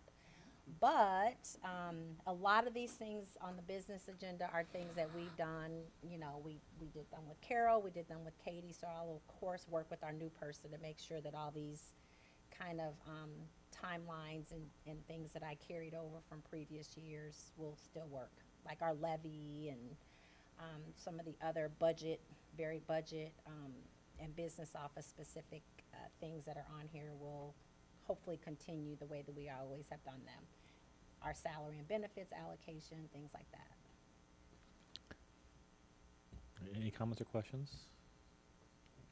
Okay. I do have one, actually. Yeah, one that you need added or? Well, the strategic planning process is supposed to happen this year? Yeah, it is gonna happen this year, but I could not stick it on one agenda, so it'll be something that'll happen throughout the year, so, I guess I could put it at the end as a report. I'm kinda waiting to see where we are. I don't wanna load it up in June. I'm hoping we could be able to get it done and finalized in April before things get crazy busy. But yes, it is on the bottom. If you look on the bottom left, strategic planning, interfund Oh, there it loans. is. Yep, it's just kind of there to be scheduled. Strategic planning, I'm assuming we'll have more than one strategic planning update. It'll be a lot like redistricting, right? We'll talk about it at a couple different times. Personnel items are ongoing. I know we have our Press 116 review is due at the end of December. So I've scheduled that, but I don't know when Press 117 will be brought forward. Life safety, some of these are things that just kind of come up when they come up. But yes, strategic plan is at the top of that list. Okay, missed that. Thank you. Anyone else? All right, moving on. We have a single action item tonight, and that is to redo the approval of the minutes of the June 25th, 2024 business special meeting. Sorry. This is the initial approval. However, the minutes that were in the public folder or that was sent out had the wrong motion. So the current motion should show that there was a 4-3 vote, not a all 7 voted yes. So yeah, It's a so the 3 vote. minutes as published need to be amended before they're approved because they were incorrectly published. Correct. So again, so I guess don't have it in front of me, but I've got it. so Yep. yeah, if you so we would before we approve it, we would need to make a very clear motion so the public knows exactly what's being what history is basically being approved. Okay, thank you. I move to amend it to say Vice President Exum moved to approve item 7.3, seconded by Member Baxley. Motion passed 4-I with T. Exum, S. Langendorf, L. Jones, C. Y. Staton, 3 nay, P. Pulowski, B. Baxley, and J. Hickson. So it's a motion to put on the floor to approve the June 25th, 2024 special meeting minutes as amended by Member Langendorf. Is there a second for that motion? Second. It's been approved. Second. Any further comments, questions, discussion? Hearing none. All in favor, say aye. Aye. Any opposed? Okay. There is a call for a future special meeting tomorrow night at 1101 East University Avenue at 6 o'clock for the purpose of student discipline. But that is it for our planned special meetings. Superintendent's report. Okay, very quickly. John has it up.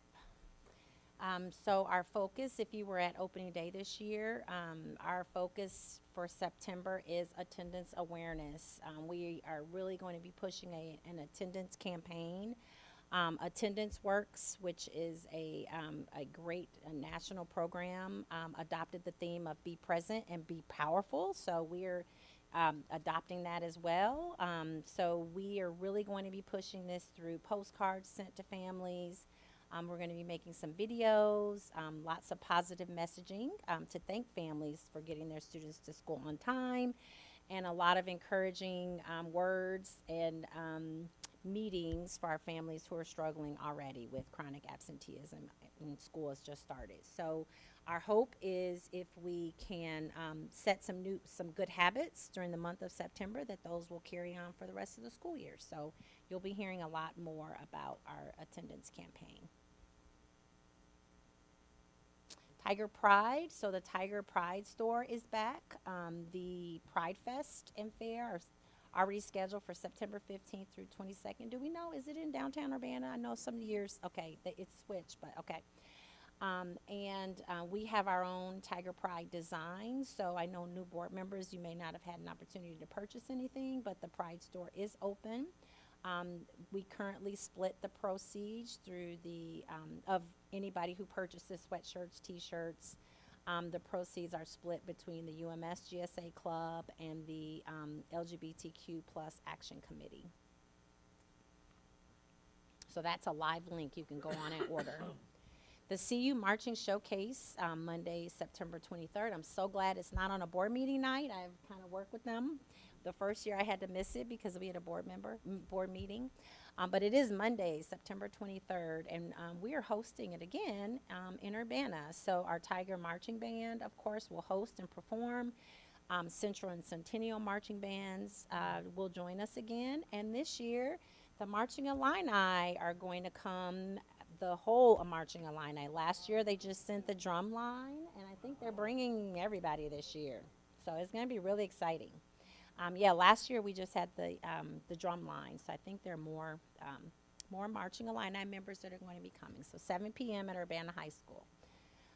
Upcoming dates: National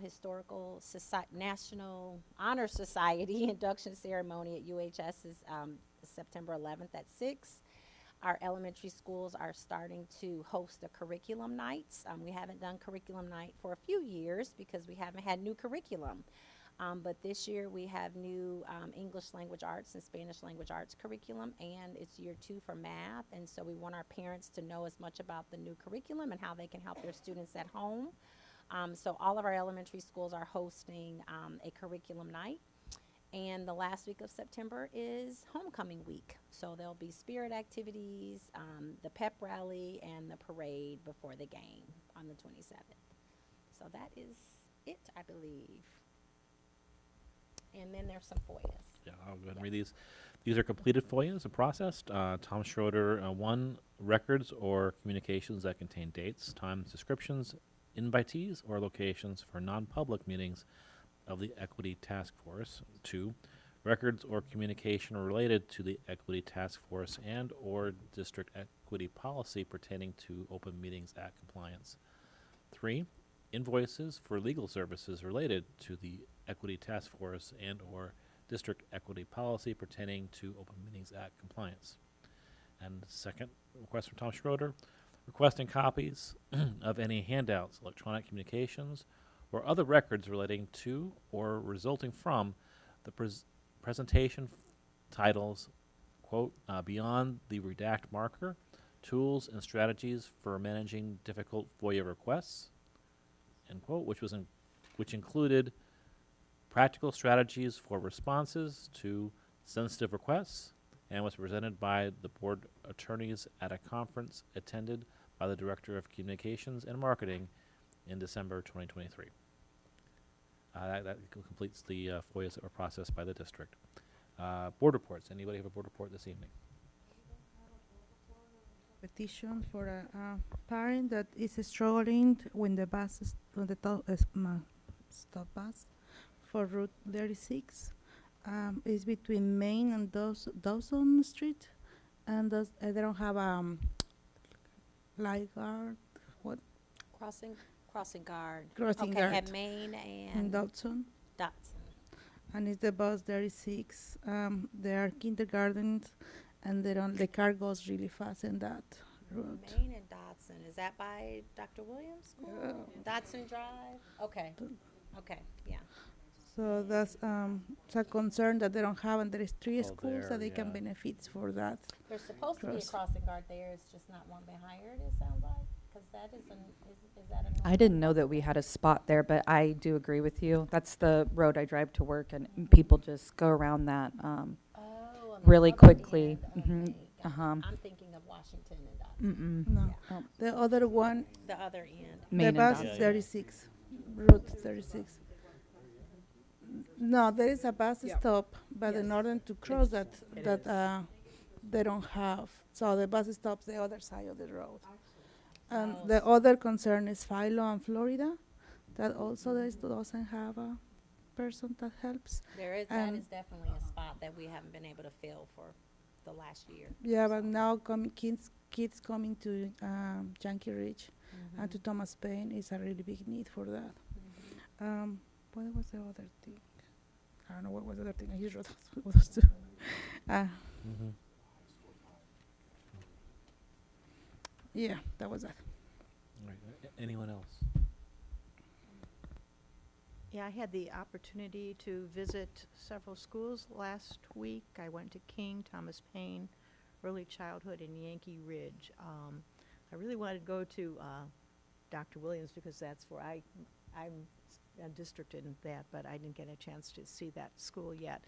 I wanted just to see, how things have changed, different teachers in the schools, different students. And the first thing that I noticed as I walked through the school, not only was I welcomed very positively, but the schools looked terrific. And I wasn't there to, look and see if there was a problem with a water fountain or a bathroom or anything. It just they felt so welcoming because they were so clean and so well organized. So thank you, Randy, and your staff for doing that. That's really lovely. There were different programs that I didn't know exist. Like, I know that this program has existed for more year, but I didn't know about it, the STARS program at King. So I know it's an important program in our district, so to have for students and for parents, so it was nice to see that particularly. That's all I wrote down, but there's just so much, but I'll get back another time, so.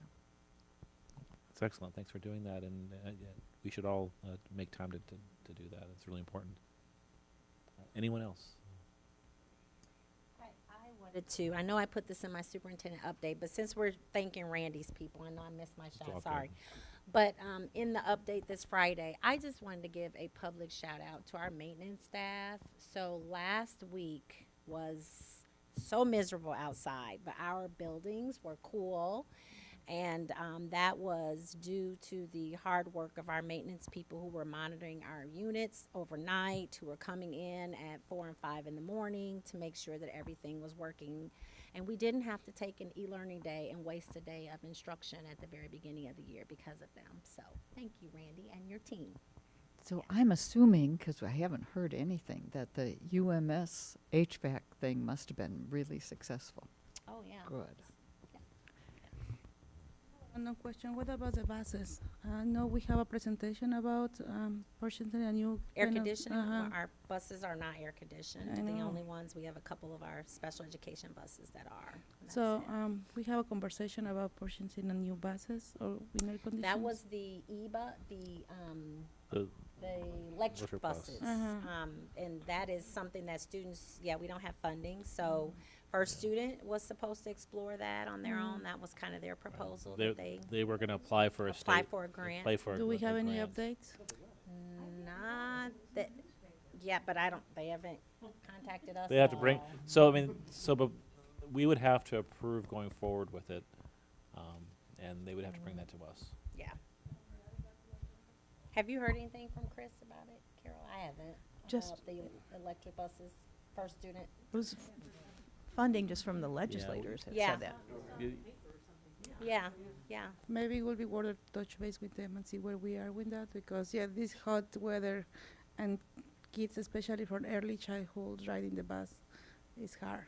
Yeah. Oh, yeah. We at least provided water on our buses, and that was helpful. So, yeah, the cost is going to be the issue there because the air-conditioned buses are really expensive. What about attendance? Did parents opt not to send their children that day? No, our attendance was pretty good. And I think parents appreciated us having a day of school. Oh, and yes, they I would didn't say have to. my wife was thanks you and my kids do not. Yes. Thanks. Yes. And especially just to interrupt routines, so early in the school year. We were prepared if we needed to do it, but thankfully we didn't have to, so, Yeah, I think investments in our facilities are paying off, so. absolutely. Anyone else? Board reports. Hearing none, the chair would entertain a motion to adjourn. Anybody? What was, so moved. The moved and seconded. All in favor, say aye. Aye. All right, we're done. Thank you very much.